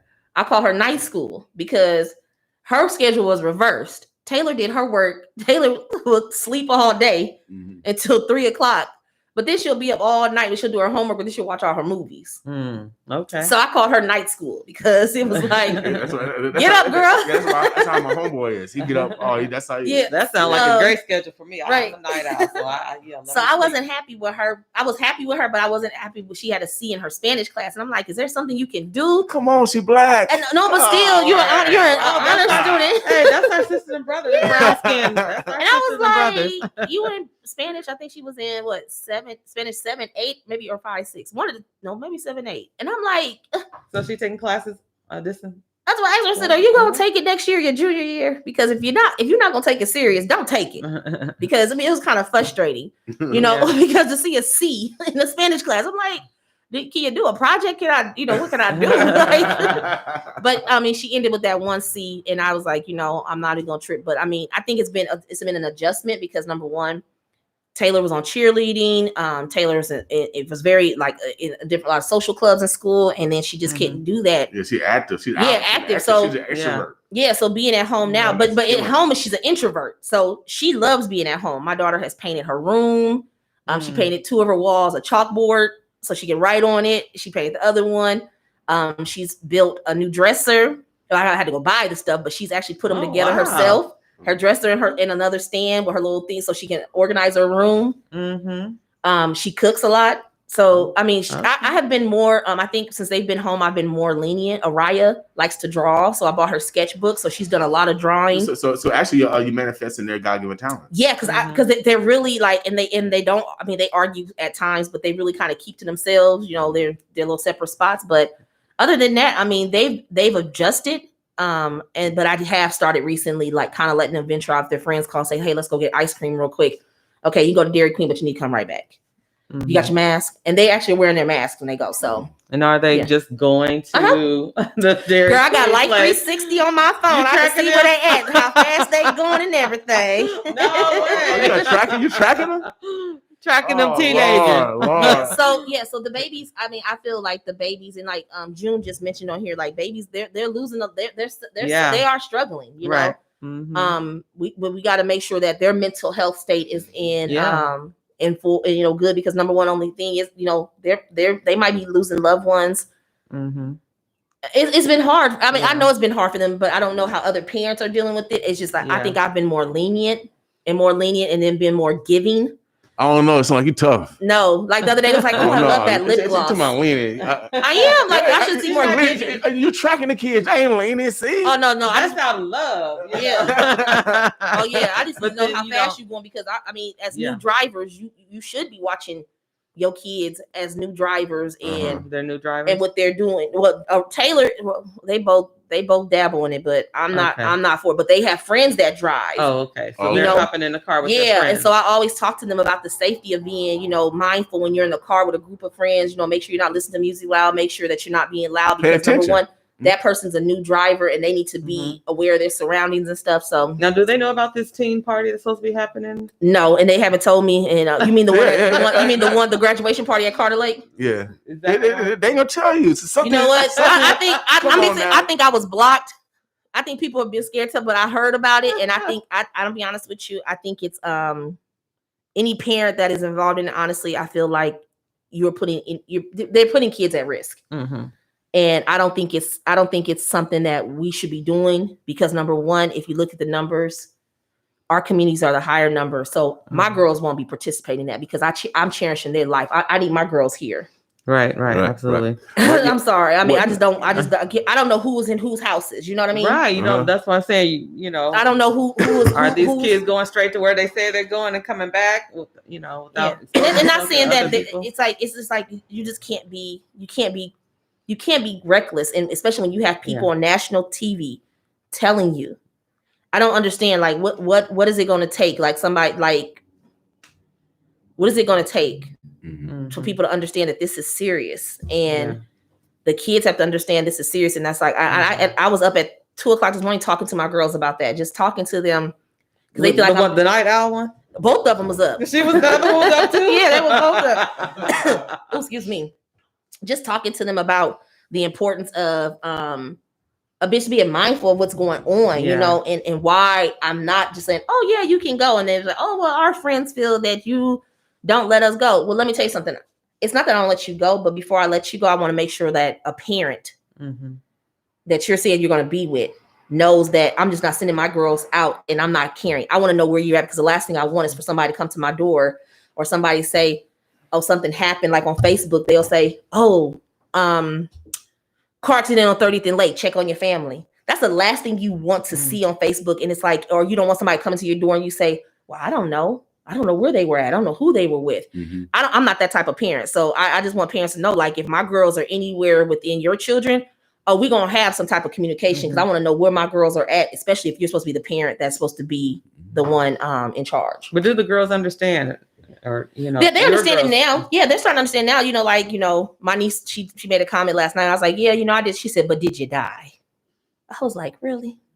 Because I was like, what I did. She said, but did you die? Because you made it. Look at you now. I said, but again, if I knew what I knew now, a lot of things would have been different. But again, her comment was, but did you die? Wow. You made it. You made it. I'm like with her. I'm with her. So hey, don't be agreeing with no stuff. Hey, I'm flexible. You gotta be flexible these days. No, King. Good morning, T. Lee. She's streaming in live, Facebook Live. She says, great morning to you. Good morning, Roger Humphreys. He says, good morning, everyone. He's also streaming in Facebook Live. Hello, everybody. We're bossing with Precious McKesson. So we talk about the politics, but also we talk about just being a parent during these times. Yeah. And so what do you do for your stress? You got different personalities. So some people. I'm a Gemini, so yeah, I do have different personalities. So yeah. So for my stress level, I'm gonna be honest with y'all. Like, I'm up. Like, I normally go to bed. Like, I try to go to bed around 10 o'clock, and then I get up like 2 or 3 o'clock to put my brother in bed. And then it takes me a minute to go back to sleep. But I like to watch TV, and I like to read. So I've been buying a lot of books. But then I've been doing like shopping like online too much. And it's funny because the UPS man be like, how you doing, Miss McKesson? I'm like, dude, just put them packages there and keep it moving, please. But normally just really relaxing. Like, if I can just sit in a chair in the living room and open up all the windows and just sit there, it's been cool. But I have really improved things in my house. Like, I know some people think it's weird, but just to be able to go to Home Depot, I read up at Home Depot the other day, and I went through the professionals area where nobody was waiting in line. Right. I'd be like, let me go in. I'm a professional. Let me go over here. But being able to go in, you know, and just spruce up your house, like, you know, change the toilet seats in your house, you know, the simple things that you don't think about changing. Buy new shower curtains, buy new rugs, you know, like just stuff like that makes me happy. So I've been able to go through my house and see the things that I want to improve and do that. And then having a good kid that likes to, if I can let her build something or paint something, she's ready. So heck yeah, that's a good thing. Yeah, that's right. Hey, just give her a plan. Yeah, just get away from, and then get away from politics. Yeah, get away from politics. You know, sometimes you gotta just debrief. Yeah. And right now we've been hosting county conventions. We have 93 counties in the state of Nebraska, and we've been hosting the county conventions virtually. I did get that in the mail. Yeah. So this one, the Douglas County Convention is May 31st. So so right now we're doing all the small counties. And so every night between, let's say starting at 5, between 5 and 8, we're hosting county conventions via Zoom. So I might be talking to people in Dodge County, or like last night, where was I at? I was in Lincoln County last night on a Zoom, getting up people elected. And then I said, oh, guys, got to hop off. Got to get over here to Garfield County and then start a whole new conversation and get them situated. So it's been really, it's been exciting. It's been a lot of work because we weren't planned for this. You know, we're supposed to be having county conventions in person. So I can see in the future. Precious. Not too many people, especially of color, can win a statewide race. Okay. You know why? Why?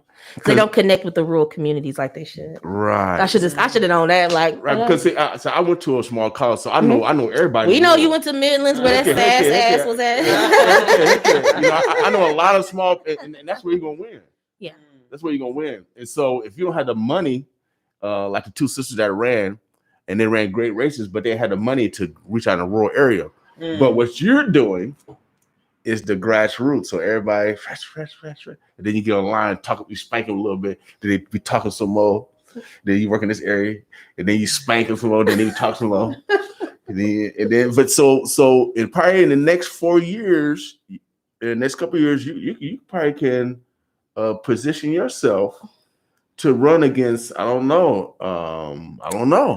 if it's Sassy No, Sass will. I mean, it depends on after he loses in November if he tries to take out Deb Fisher. Right. Because she's the next one. Because remember, Deb ain't been here. So I mean, he may try to, because he's not winning in November. So I don't know. He'll have 2 or 3 years to sit and think about what he's gonna do. Right. Mm-hmm. So, but for you, being a black woman, and they're looking at a black woman to run as VP.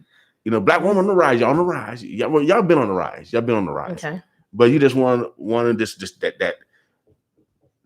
starting to shine a little more. Shine. I mean, it's never out it's not out of the window. Okay. I mean, it's still like running for office is still in there. I don't know what that percentage is, but it's still in there. Would I love to run for a statewide office? Yeah, definitely. Because I feel like I love talking to the people of Nebraska in those rural areas. Mm-hmm. I mean, we have good conversations. I love when we meet up with the Democratic Party with our state center committee members. Mm-hmm. You know, me being able to go to Scotts Bluff, Ord, Nebraska, you know, Norfolk, like wherever we go, like when Jane's like, hey, we're out here, Grand Island, Hastings, like wherever we are everywhere. You know, I enjoy that because number one, I've connected with our Democrats. We have good conversations. I enjoy working for them and helping them. Mm-hmm. And I feel like anybody I meet, we can have a good conversation. You know, sometimes it doesn't have to be about politics. Sometimes we can connect on personal things. So people don't realize urban and rural areas are pretty much the same. We all struggling with Wi-Fi. Right. We all struggling with Wi-Fi. Calls dropping. Yeah. Right. You know, so I don't know. I've never put it out the I put it out there. You goddess. So all the work you're doing now, just think about it in the future because it's tough to win a statewide race if you're not known. Sure. And that's just the facts. I know people have ambitions and they have aspirations, but I'm a realist. Yeah. I'm a realist, and if you got to do the work, you got to do the work. But I mean, Alicia and Gladys ran a great race. Mm-hmm. Actually, and Alicia ran a hell of a race because number one, she came in third. Remember, Alicia came in the race on Thanksgiving Day. Mm-hmm. She came in on Thanksgiving Day, so you got November, December, January, February. Then you get hit with March, where Corona hits. Right. She had 33,000 votes, 31 or 33,000 votes in between that. Mm-hmm. That's a hell of a good. That's a great turnout for coming in that race, and you had 7 people in there. You know, heck yeah. But you know, like I said, I never know what I want to do. Well, you know, I'm looking, and I'm not talking about to those two women in particular because it's everyone. I can remember everybody. Even when Spencer ran for Secretary of State, I don't remember how many votes, but he brought in some great votes. You know, he connected with the rural. Did he? Oh, yeah. Mm-hmm. But you know, I mean, it's like say it takes money.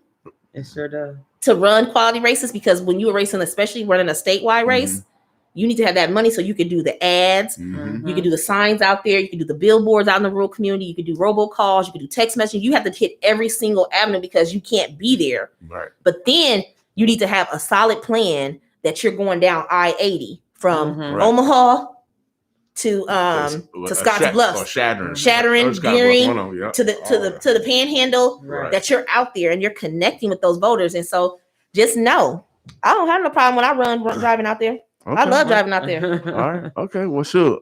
She's gonna be our next senator, y'all. No. You mean what offices would you like to run for? I'm not running for no Nebraska senator. They only pay you $12,000 a year to go down there and get beat up like that. That's not a good trade there, right? Not to get beat up like that. I'm talking about United States senator. 6-year tenure. Yeah. See, I know that. See, I like. You know, 6-year tenure. So then I can go. Martine, we're about to go to Washington, D.C. and lobby. We're gonna start by, Precious office. Right. I mean, that is to be honest with you, it's a dream. I've been to those offices too. Yeah. It'll be a dream to be able to be a Black woman from Nebraska on the steps of the Capitol, taking that picture with all of your representatives. Right. That the official picture, I should say. Well, Precious, so, I'm gonna give you some energy because when I go up to D.C. every time now. When I walk in those marble walls, I see the marble floor. I said, damn, my people built this. They built that. I said, man, I deserve to work on these walls. I've been in lead office. I go in there and Bacon office. And I said, it's everything marble. And I said, then my people build this. But he don't act like you. And we need to be working in these offices. So if no, we don't need to be working in them offices. We need to be running those offices. Right now. Not working. Don't be. I ain't the help. No, I'm talking about. Look at me. That's what you meant, running no. I'm talking about that capital is everything. We need to be running, working, everything. That need to be ours. We need to develop a legislation. The only credit they give us is a little plaque, and that's wrong. Just a little plaque. But again, in between the chambers of the Senate and the chamber of the House. I was there with Nancy Pelosi and Miss Waters was there. When she gave her loan, I was actually in the building. And I said, "Then why she keep reading this stuff? Why she keep reading?"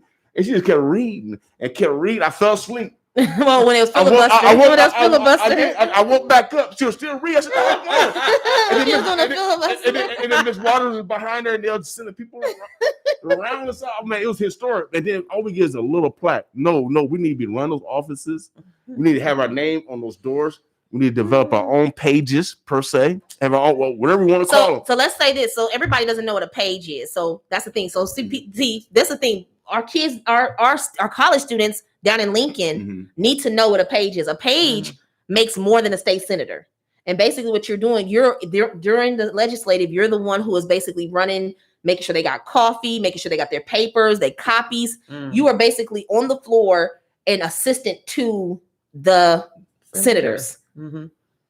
College kids go down there and they're at UNL in Lincoln and they're there during that semester and they're getting college. If I'm not mistaken, they get college credit as well as they're getting paid to be a page. But then they need to understand too that they can go be an intern for a senator. Right. That's college credits. Like I promise you, like, you know, there's kids when you say, well, they call and be like, oh, we want to be an intern. Okay. And then normally your intern is helping the administrative assistant or the office or helping the senator, making sure things get done and stuff. I wish that more of our kids, like more people would explain this to our kids because down there, I think when I was there in the legislature, did we have any African-American pages? No. But we had interns. We always had an African American intern in our office, in Senator Wayne's office. Yeah, and Chamber, but Vargas had interns in his office also. I mean, but that's only like 3 out of the whole. I know, but we need to see more of our kids being engaged in politics and getting those extra benefits. They may not know about those credits. Like, call me, y'all. If y'all got students down in UNL, call me so I can get them hooked up and get some of them college credits because you need that. Like, especially if you're going into political science or you're doing any type of politics or you want to go into politics, international, anything. So, like you said, the student probably don't even know that they even exist. Right. Yeah. I had to write recommendation letters now. Let me tell y'all. Shoot, I had a young lady. Her name is Joy. Shout out to Joy. I'm not gonna say her last name but she knows who she is. She had, when I first started working for the party, there was a scholarship for the Young Democrats, and I didn't know this young lady. I didn't know who she was, and she was in school. She's from North Omaha. Grew up in North Omaha. She was overseas abroad studying. And she wanted to apply for the scholarship. So I said, yeah, well, apply, you know. And she was like, well, they told me. I said, no, just apply. So she applied and then found out she got the scholarship. She came home and I finally met her for the first time last August when she came home. Was October? I think it was October. She volunteered for the Nancy Pelosi event. So I was like, cool, you know, okay. She came. She was the sweetest thing ever. And then she reached out. She was like, Miss Precious, I'm going to get my master's. And she wants to basically work in the UN, the United Nations. And she's going to school. She was applying for 2 schools. One in, I think they were one is in Illinois and one is on the East Coast. And so I wrote her a good recommendation letter because number one, you see young ladies, especially coming from North Omaha and want to work in international business in the UN, the United Nations. Right. That's top notch. That's huge. Top notch. We bought it over here. That's what I'm talking about. That's huge. So I just hope that, she understands, like, I'm proud of her, just the fact that me being a Black woman in the Nebraska Democratic Party, she instantly like, hey, this is what I want to do. Okay, this is a scholarship you apply for. I don't know if she was maybe the only person that applied for the scholarship or if it was more, but she got it. No matter how many people get it, she got the scholarship. Right. And she was studying abroad, and she still made sure that she kept that connection with Nebraska, even though she was out of the country. So right. That was a good move on your part to write that recommendation letter. A lot of students don't know that they can reach out to people that they follow or admire, that's doing work in the community, that's, a voice for the community, to ask them, can you please write me a recommendation letter? This is what I'm doing. This is where I'm from. Yeah. My daughter, she's in the Princeton at the Well conference through Urban League. The girls had applied in the spring. She got recommendation letters from people from her village, people that she actually have seen her growth and vouch for her character. Right. And then they canceled it, so they're not going to Princeton this summer, but they're going to do it virtually, and then hopefully they'll be able to go to Princeton in the fall. So shout out to the Urban League for providing that for all those young ladies, because that's awesome. I mean, I think of Michelle Obama went to Princeton. I was like, Taylor, that's when you a go, top notch. Yeah, I just want you to take a picture by that tree in the back with how Michelle Obama, so I can frame that and I can put next to Michelle Obama picture, and I could just manifest over it that my baby go to Princeton on a full-ride scholarship. Congratulations to her. That's huge. Yes, Princeton. definitely. All right. Without doubt. Mike Carter, he actually went to Princeton. A lot of people don't know he was a scholar. Mike Carter. He used to own the Omaha Bears. The one who just a coach for the Omaha Bears, the little league. Yep. Wow, I didn't know that. Okay. We have a comment from June Martinez. Play football. He says we need a field trip to the Urban League program down there. We need to talk to set it up for the upcoming school year. Definitely. I mean, look here. I may not work for Senator Wayne, but look, as Jonathan Chapman said, I am his spokesperson. I like that. Actually, shout out to Jonathan Chapman. He actually dropped these masks. He did. Oh, okay. Yeah, we have this thing where it's like before Senator Wayne puts anything, he is supposed to contact me before it asks for my approval, because we make sure that he's speaking right for us. So it's like, but it's good to have a good relationship with a friend that I worked for and be able to, definitely June, call me. Let's get that set up because the kids need that. They sure do. But then they do. Shout out to Jaqueen and Jasmine Harris for Black and Brown Legislative Day that they do in February. That was something that was created through the Urban League Young Professionals, and the fact that it's grown so much, but to see all those high school students, those Black and Brown high school students come down to the legislature and see what's going on. And then it's like, and it might spark something in them, and there was one young man that was down there this year, and he had reached out to me maybe in the school year. He wasn't going to graduate on time because he had owed some fines. And so we were going to give him the money. We were just going to pay the fines for him. And he said, no, I don't want you just to pay the fines. I want to work. So I was like, okay, well, let's find you a job. And I never met him personally. It was all via Facebook. When he came to me at the Urban League he was down there this past February. And he's like, hey, you're the lady who helped me out. And he said, I just want to let you know I'm graduating on time. Like, all right. So you never know who you impact. And that's what I said. Right. So those programs are bringing kids together and they're connecting them to people that you don't know. You may not be an official mentor, but those kids are watching you in the community. So they sure are. Not just me. There's a lot of people that they're watching. So when they bring them down there, it's good to really, if you can volunteer and go down there and assist the Urban League, assist them, show the kids, be there to support them. It really helps for the young professionals. So you work down in a unicameral. Do you know it's gonna start back? July. I don't know exactly. I think it's July 15th or something. They're coming back. Okay. I think it was just announced. Yeah, they're going back in the session because they have to finish the session. Right. It hasn't been finished. They have to finish the session that they started. So it looks like they're going to come in and try to get everything finished, and then they'll go back on recess again, and then they'll come back in January. But that'll be the new senators. That'll be the new senator. So whoever's elected in November will then the new session, and it's normally, is it the Tuesday after Martin Luther King Day? It's whenever they normally open back up, I think. Yeah. Okay. So when's the actual last day of? So when this next session ends, is that the last day of the current senators, or will they be? No, they'll still work. No, they'll still have to work. They're set there. If I'm not mistaken, they're not. Their session is not up until the new senator is sworn in. Okay. Yeah. Right. Okay. Yeah. So they still work. They don't just end. They still are considered your senator because the other ones are not sworn in until the following session starts. Okay. That January. Cool. Anything else, Martine? No, I think that's all that I have. Thank you so much, Precious, for coming in and just kind of enlightening us on the how the campaigns went, how the election went, the primaries, and how to kind of update the community on how to get ready for general election. Yeah, and we're gonna be doing some different projects. We would definitely want to do some outreach, especially for our formerly incarcerated, because again, you still continue to hear that people did not know that they can vote after 2 years of being off papers. And so we want to make sure that that is a message that we're not just saying and then going on. That's a message that we continue to bring, because number one, just because we say it once doesn't mean that everybody heard it. Right. So we want right. We gotta keep repeating. So I know William has the poster here, and I do have some business cards for you and I'll bring them back upstairs. But when we meet downstairs, there's a bunch that you can have here that people could just take. But it kind of gives you the information. It's the language from the Secretary of State, and we did coordinate with the Secretary of State as well as with Dominique Morgan and Levon Stennis to give the language to make sure that we were saying the proper things on that card. Because again, the Democratic Party, I should say, me personally, I cannot speak for a formerly incarcerated person, especially when I don't know and I've never been incarcerated. Makes sense. So I always make sure that whenever we're doing a program that we go to the people who are doing the work and they tell us what it should say, because they're the ones who knows and who talks to the people. And that was the thing that I believe in, and they were able to do that.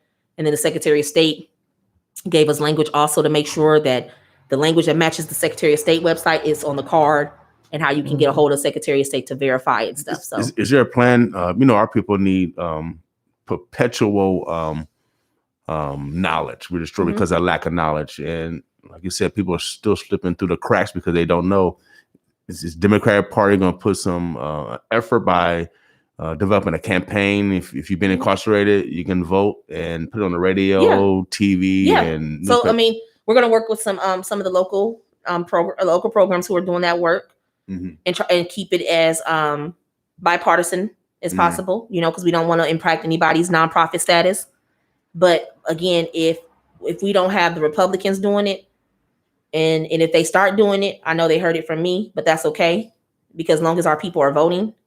But again, give credit where credit's due. We have people who have done their time. We need to make sure that we are encouraging those people to be a part of the political process, because that is their right to vote. And we need to do whatever it takes. We can't take nobody's vote for granted. And I don't take nobody's vote for granted, because number one, if you are able to vote, people fought for you to vote, no matter what you did in your past.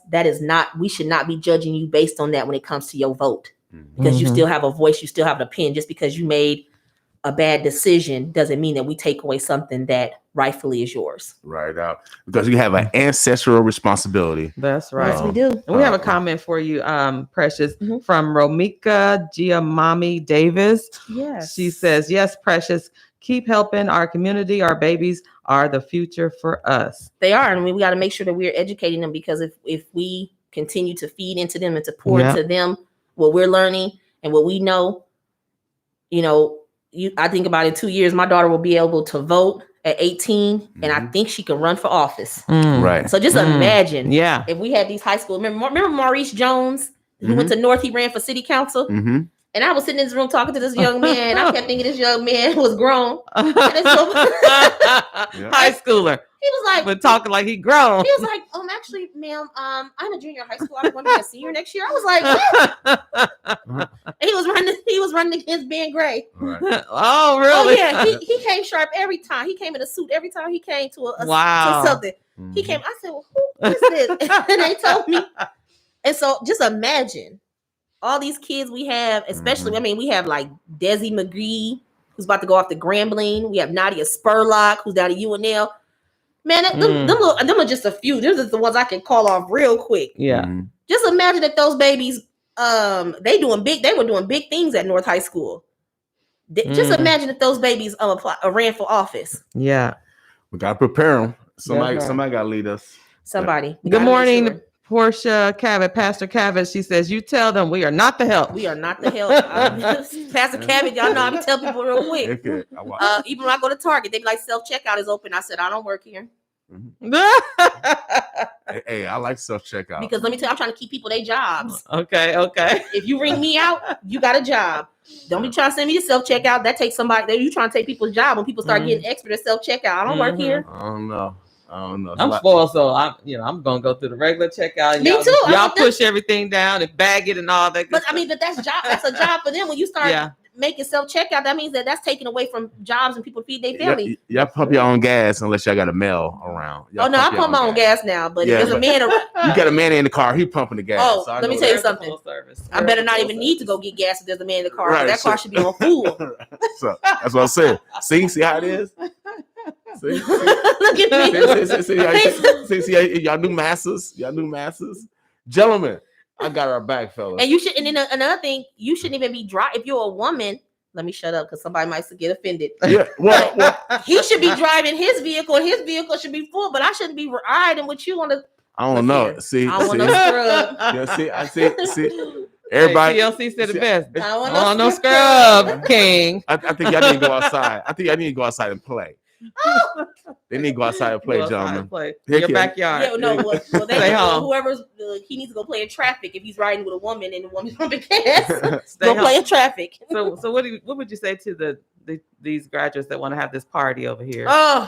Because it could be your girls may want to go. Can I take off my mask? Because it's not going to just be the graduates. It's going to be all the sophomores, the freshmen on down. Kids, they gonna sneak out. Let me just say. I'm just saying, if it's going down, it's going down. And is there adults governing this? Are they egging it on too? But remember y'all was teachers, right? Yes. Do y'all remember y'all was teenagers? But we didn't have no crisis coming through. Somebody's gonna kill all 200,000 people. But again, somebody. Wait a minute. But they got friends with cars, so they can get around. We was talking about this, and it was crazy because again, back in the day, and I'm just gonna say this, and many people who are my friends will know what I'm talking about because we just had this discussion. There was a party at Coons Park. I'll never forget this. And a lot of us was just talking about this. And our parents had forbidden us to go to this park. Like parents was like, just like y'all talking today. But let me tell you this though. But the issue is what our parents had forbidden us to go to the park. And what ended up happening is that it ended up being a shootout. A drive-by shooting. Oh. So just imagine everybody on the ground. We thought we was cute. All of a sudden, all on the ground. And y'all cute. Army styling. Because we don't know. We don't know. Yeah. My thing is that I don't encourage it. And I ask the adults and the parents. I know the kids are hurt, are I shouldn't say hurt, but we are hurt and disappointed that they lost their graduation. Yeah, sure. That is something that you strive for, that you start in.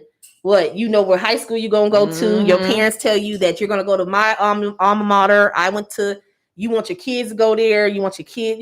These are the things that you strive for, and you can't wait for that day for them to walk across the stage. Right. So I know it's something that it's meaningful, and they lost that. But it wasn't. You lost it due to a virus that it was out of our control. It was not in our control to do that. I know they want to do that, but we have to be mindful and we have to be safe. Mm-hmm.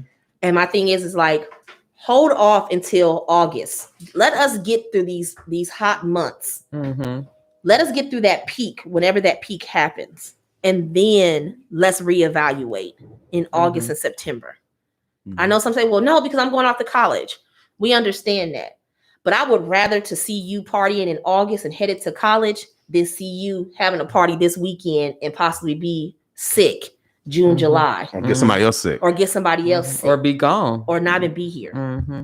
We have to take this serious, and parents have to take it serious. Yeah. They are not reporting this on the news just to be reporting this on the news just to have a story. Have a story. Yeah. Mm-hmm. People are losing their lives daily, every hour, every second. People are not able to work because of this. Trust me, people don't just want to sit around just because. This is serious. So we have to take it serious. I know my girl will be there. I encourage, my girl's friends, if they friends, don't do it. Mm-hmm. It ain't happening. Mm-hmm. And does your girls know about it? You know what? They know about it? I think so because I'm gonna tell you I'm gonna tell you how now that y'all said this because they made a comment yesterday. They was like, "Oh, well, we might go somewhere on Saturday." I said, "Well, where you gonna go?" And they said, "Oh, we just gonna go riding." And I was like, "Oh, okay, whatever." But I did receive a phone call from somebody high up and asked me, "Did I know what was going on?" And I did not. And if they blocked me from knowing the flyer, that's cool because I didn't see the flyer on Facebook because I did go scrolling. A flyer on Facebook? That's from what I don't know. Oh. My daughter told me, she's like, well, you the FBI, so I know you know. I did not know, but I have been listening and put my ears to the street and I have called a couple of people. I just don't encourage it. I just don't. Yeah. I just think it's putting you at risk because people are not going to be social distancing. And basically you're feeding into these people who claim that there are leaders. You're just feeding into what they're saying and then they're sitting back laughing. And then when it comes time to testing and putting money in our community to make sure that we're safe, we're not going to have it. Right. And just look, I was watching ABC last night. It's going to be my last thing talking about it because it hurts. But watching the people in Mississippi, and they highlighted two women. What's wrong? I saw that last night. It was on last night. On ABC, there's a report on how people were just dying. Like one lady was her daughter. She was sick and she was already sick. She's already had diabetes and she just got sick, had asthma, went to the hospital. They sent her home and she had tested positive. They sent her home. Her daughter had to be like 12 or 13. Here's her mom fall in the shower. Gets her mom's inhaler real quick because she knows her mom's having an asthma attack. Calls the rescue squad. They take her. The last thing her mom tells her is, I love you and be strong. Her mom dies. This baby, and then you have a 50-year-old woman who worked at a chicken factory for over 20 years die. And then they couldn't even give a proper, they didn't have no PPE. They didn't have nothing like, so my thing is that this is serious. Yeah. So, I mean, just take it serious. I mean, I can't stress it enough. We don't do these calls for nothing. We don't say wash your hands for nothing. We don't say wear these masks for nothing. I hate wearing these damn masks. I ain't gonna lie to nobody. I hate it. So because I hate it that much, I don't take my butt outside. I only come to certain things. And when I go back home, I ain't going nowhere else. Right. I'm not. Right. So we just gotta be smart. Right. All right, teenagers, you heard it. Graduates, all you young people that want to go out this holiday weekend and I love you guys. I do. We love you, but you gotta be mindful of what's going on and not be so selfish. Yeah, we all suffer. We all want to go out. We all want to go, to the movies. We want to, I mean, I want to do all kinds of things. I'm finna go to movies though. I ain't gonna lie. I want to go. I'm going. But he gonna be the only one in the theater. I'm going.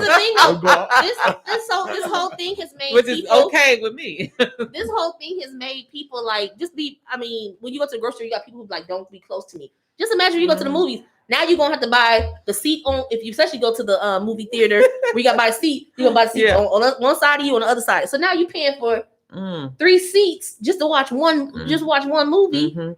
Redbox King, Redbox. Right.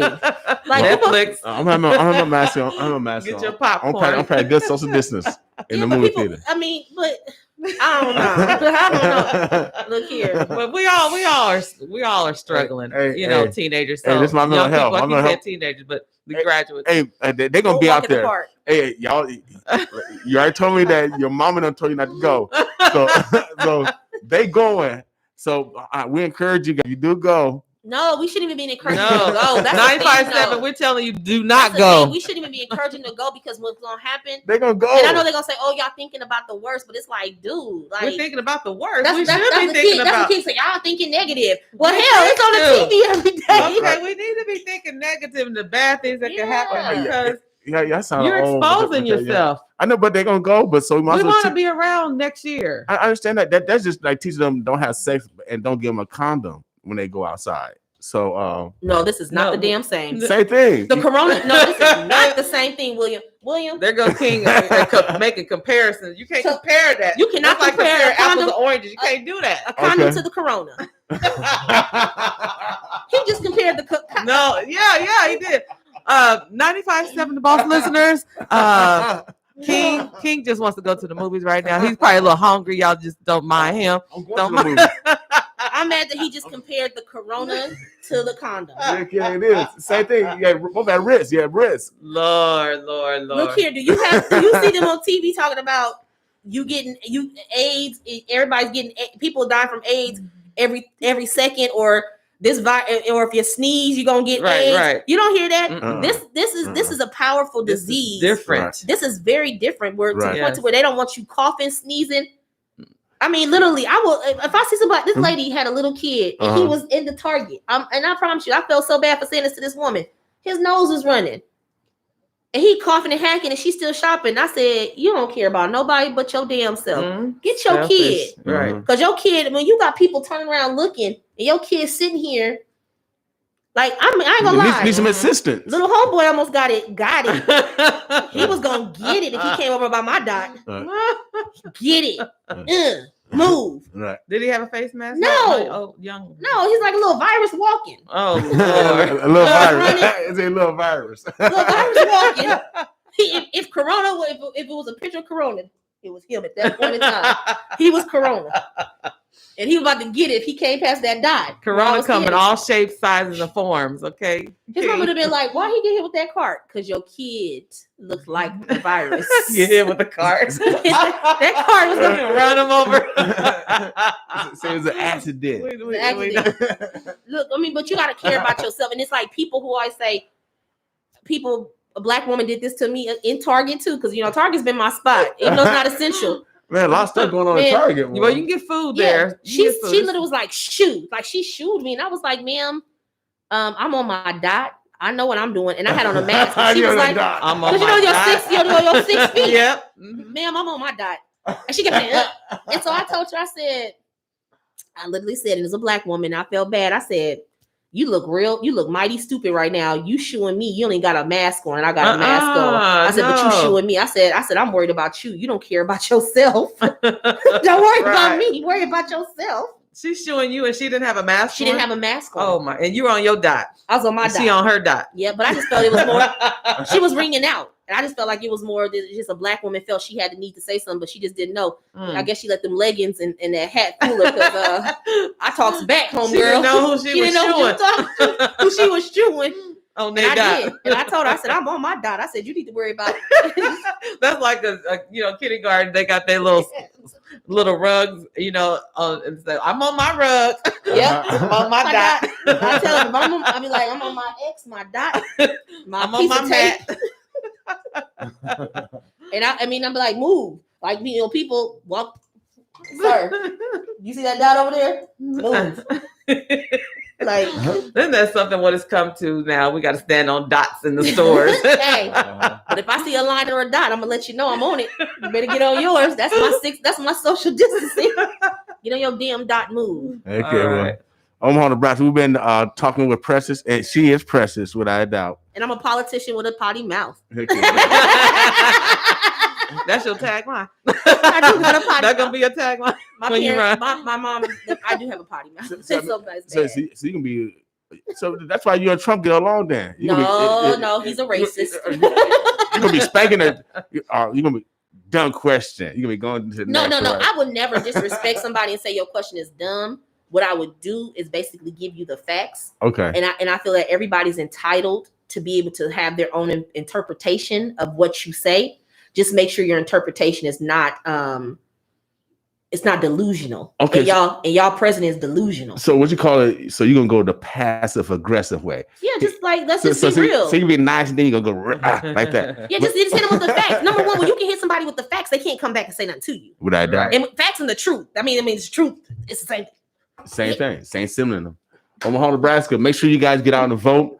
Also, fill out your census. Oh yes, fill out your census. Make sure you do that, and then just make sure you, if you are a Douglas County voter and you received your ballot from the Democratic Party, the Nebraska Democratic Party, make sure you vote for Spencer Danner and Dulce Sherman as your chair and your vice chair. And I said what I said. So that's that's the next vote. Yep. May 30th. Right now, May 31st. Right now we can chill on the general election. There's not no early ballots out right now. No early ballots are out right now. I think what's going on right now. I think a lot of the federal candidates and the candidates are basically readjusting, getting ready to hit in June. Most likely taking a break, doing some fundraising, and then once June hit, you'll see them start to hit heavy. Because especially want to watch to see when they can go back to canvassing, how to build their teams. You don't want to build a team that's going to be sitting in. You want to build a team that's going to be able to go out and knock doors. Right, that's right. So I think that's what they're doing right now. And then we're just working on getting everything together. So we are hiring at the Nebraska Democratic Party. So if you're interested in being a field organizer and working in politics for the general election, you can always email your resume to info@nebraskademocrats.org. Definitely do that. Get involved. If you have any questions, you can always hit me up on my inbox on Facebook, Precious Monique. But definitely would love to see a lot of people, especially college students, if they want to, get in the political process this summer while they're home. Definitely would love to see them applying for that, because we definitely need those young voices who have the energy and who want to do the work and really make a difference this election. So that's what it's about. All right. Appreciate you. You are necessary. Yeah. Also, Phil just emails back. He indicated that there are two correction officers that did attract a COVID virus. They attracted it in separate occasions in the community. They're at home.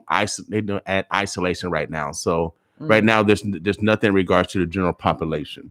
So here it does, Connie, which is good. And I did have a call the other day with and it's I always try to stay in my lane, but I had a call with a big with the organization Reform that was created by Meek Mill and what's the guy? The Rubin guy who was with Jay-Z and Def Jam and all that. But I had a call with them, and they were talking about how they received a lot of funding to do PPE for every state, local, federal, county facility that has inmates in for the staff. And so they're working with all the different states to get that into there. And I think that is something that's really awesome, because number one, when you say you're making sure the staff has it, because the staff is the one who actually goes out into the public and can bring it back in. Right. That's so the fact that they received enough money to be able to get PPE for everybody that's incarcerated and stuff, has been really really awesome. Shout out to Bruce Hunter for making that connection. Okay, good. So I'm always glad to make those connections with people who are working on a national forefront on different things. And so was it Rick Rooney or Rubin? Yeah, Rick Rubin. He's the one. It wasn't him I spoke to, but it was he was with Jay-Z. Yeah, it's one of their representatives who basically works for the organization that was formed by Meek Mill and Rick Rubin after what happened with Meek Mill and his parole and probation thing. So really excited to to get people involved in that avenue. And like I said, I know my lane is. But when people call me and ask me for my opinion and have calls, I'm always ready to put other people who are doing that work into that lane, because I know where my lane is. My lane is not criminal justice reform. Working in that area, but I know about it. But my passion is it's not my passion work, but there's people that are already doing the work, and I want to make sure that they always get that credit for doing that work. And so you never know who share it. There's enough for all of us. Share the knowledge. People have to understand that if you ain't working in that lane, don't go in that lane and take it from what people have already invested and did in that lane. Just share that information. Say, hey, this is who I can get you in contact with, and make that connection for them. Absolutely. Right, copycat. Don't be a copycat, y'all. I did not say that. I said it first. Don't be a copycat. Shouts out again to the Dutch County Health Department and the Empowerment Network for passing out free masks. If you guys need a mask, come down to the radio station. Give shouts out again to brother everybody that's putting in work. Are you guys giving out free food this weekend? No, we gave it out already. I gave it out. I gave out my last bags yesterday, so I'm about to get up out of here because I got another appointment I got to get to. But yes, I did give out. We had a food drive for Nona, and so we gave out the bags we did one on a Saturday, then we did one on Wednesday, and then yesterday, and then on Wednesday we went down to the towers and gave out to the towers, and then yesterday I put on the village group. And people have reached out to me that needed bags. And I have a lady who reached out to me saying she needed food. So I'll deliver her a few bags today, and then we're done. So and then we'll do something for the summer. Think about doing something for the kids. But we want to make sure that this is cool before we go into build to advertising. But I would love to do something in June or July if we get this. If we see our numbers go down, I would love to do something for the kids in June or July and doing something like just a big fun day for them at the park. Not gonna say what it's gonna be called because I don't want nobody stealing my ideas. I got some ideas. I got some ideas. Together, William. I got some ideas, and we can make it happen. Y'all. I feel y'all seniors. I feel like I'm a senior. I'm a senior. William. I gotta get out of here. Bye, girl. Bye, guys. He said, bye, girl. Precious McKesson, thank you so much for sharing your morning with the Boss family. Bye, girl. She couldn't talk smack. I can't with you, King. Bye, girl. Her letter's bigger than mine. Come on. I thought I had all the black power, but she come with the big old blacker power. Come on, that. Come on. Come on now. All right, cool. Again, if shouts out to all the brothers, because I do get word that the brothers and sisters listen to us behind the walls. So we appreciate you guys. Listen to us behind the walls. Take care of you guys. Take care of yourself behind there. Martine, anything else you guys say? Hey, it's Black Friday. Go out and support a Black business. And they're online as well. So support those small Black businesses that are online to keep them afloat as well. Go out and be good. And for our teenagers, our graduates, don't do the party thing over there. Don't do it. Don't do it. Don't do it. We want you around. We want to see y'all going into college. We want to see y'all come out of college and do great things for the community. And just be mindful of that. And don't be hopping over Douglas County. Don't be hopping over to the Iowa side to go to the movies and go to. I'm going. Bye. Keep safe. Enjoy your holiday weekend barbecue in the backyard. Without a doubt. Take care of yourself. Have a beautiful weekend. We will not be here Monday. We're going to take this holiday off. We will not be here Monday. We're going to take a break. Without a doubt. Say have a beautiful weekend. Boss with us. Boss with us.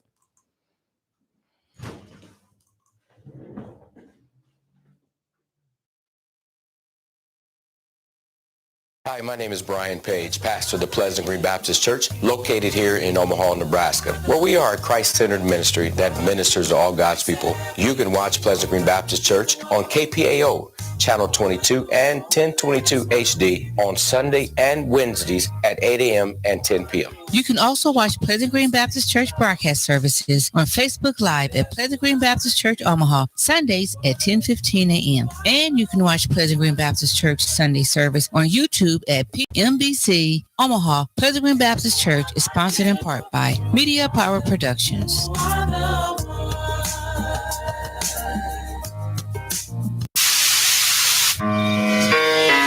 This is a public service announcement. Are you tired of hearing about the coronavirus? Well, it's real. I'm telling you, it's real. Here's what I want you all to do for me.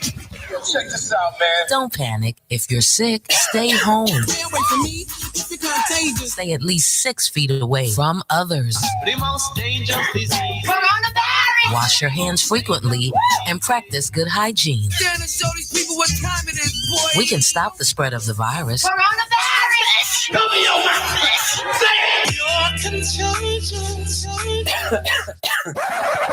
So stay home, stop the spread, save lives. Most importantly, let's check on our elderly. Word up, you ain't going out like this. We're here to keep you informed. Coronavirus! Just get it real! Don't believe the hype. In the meantime, let's take care of ourselves and each other. Don't believe the hype. You may have received the 2020 census form in the mail. It's important to fill it out. It ensures proper funding for public schools, healthcare clinics, and so much more. If you have any questions about completing the census form, members from our community will be in your neighborhood to help. And to make sure you understand your census information is safe, confidential, and important. Like you, we're part of the community. For information, visit nebraskacounts.org. Paid for by Civic Nebraska.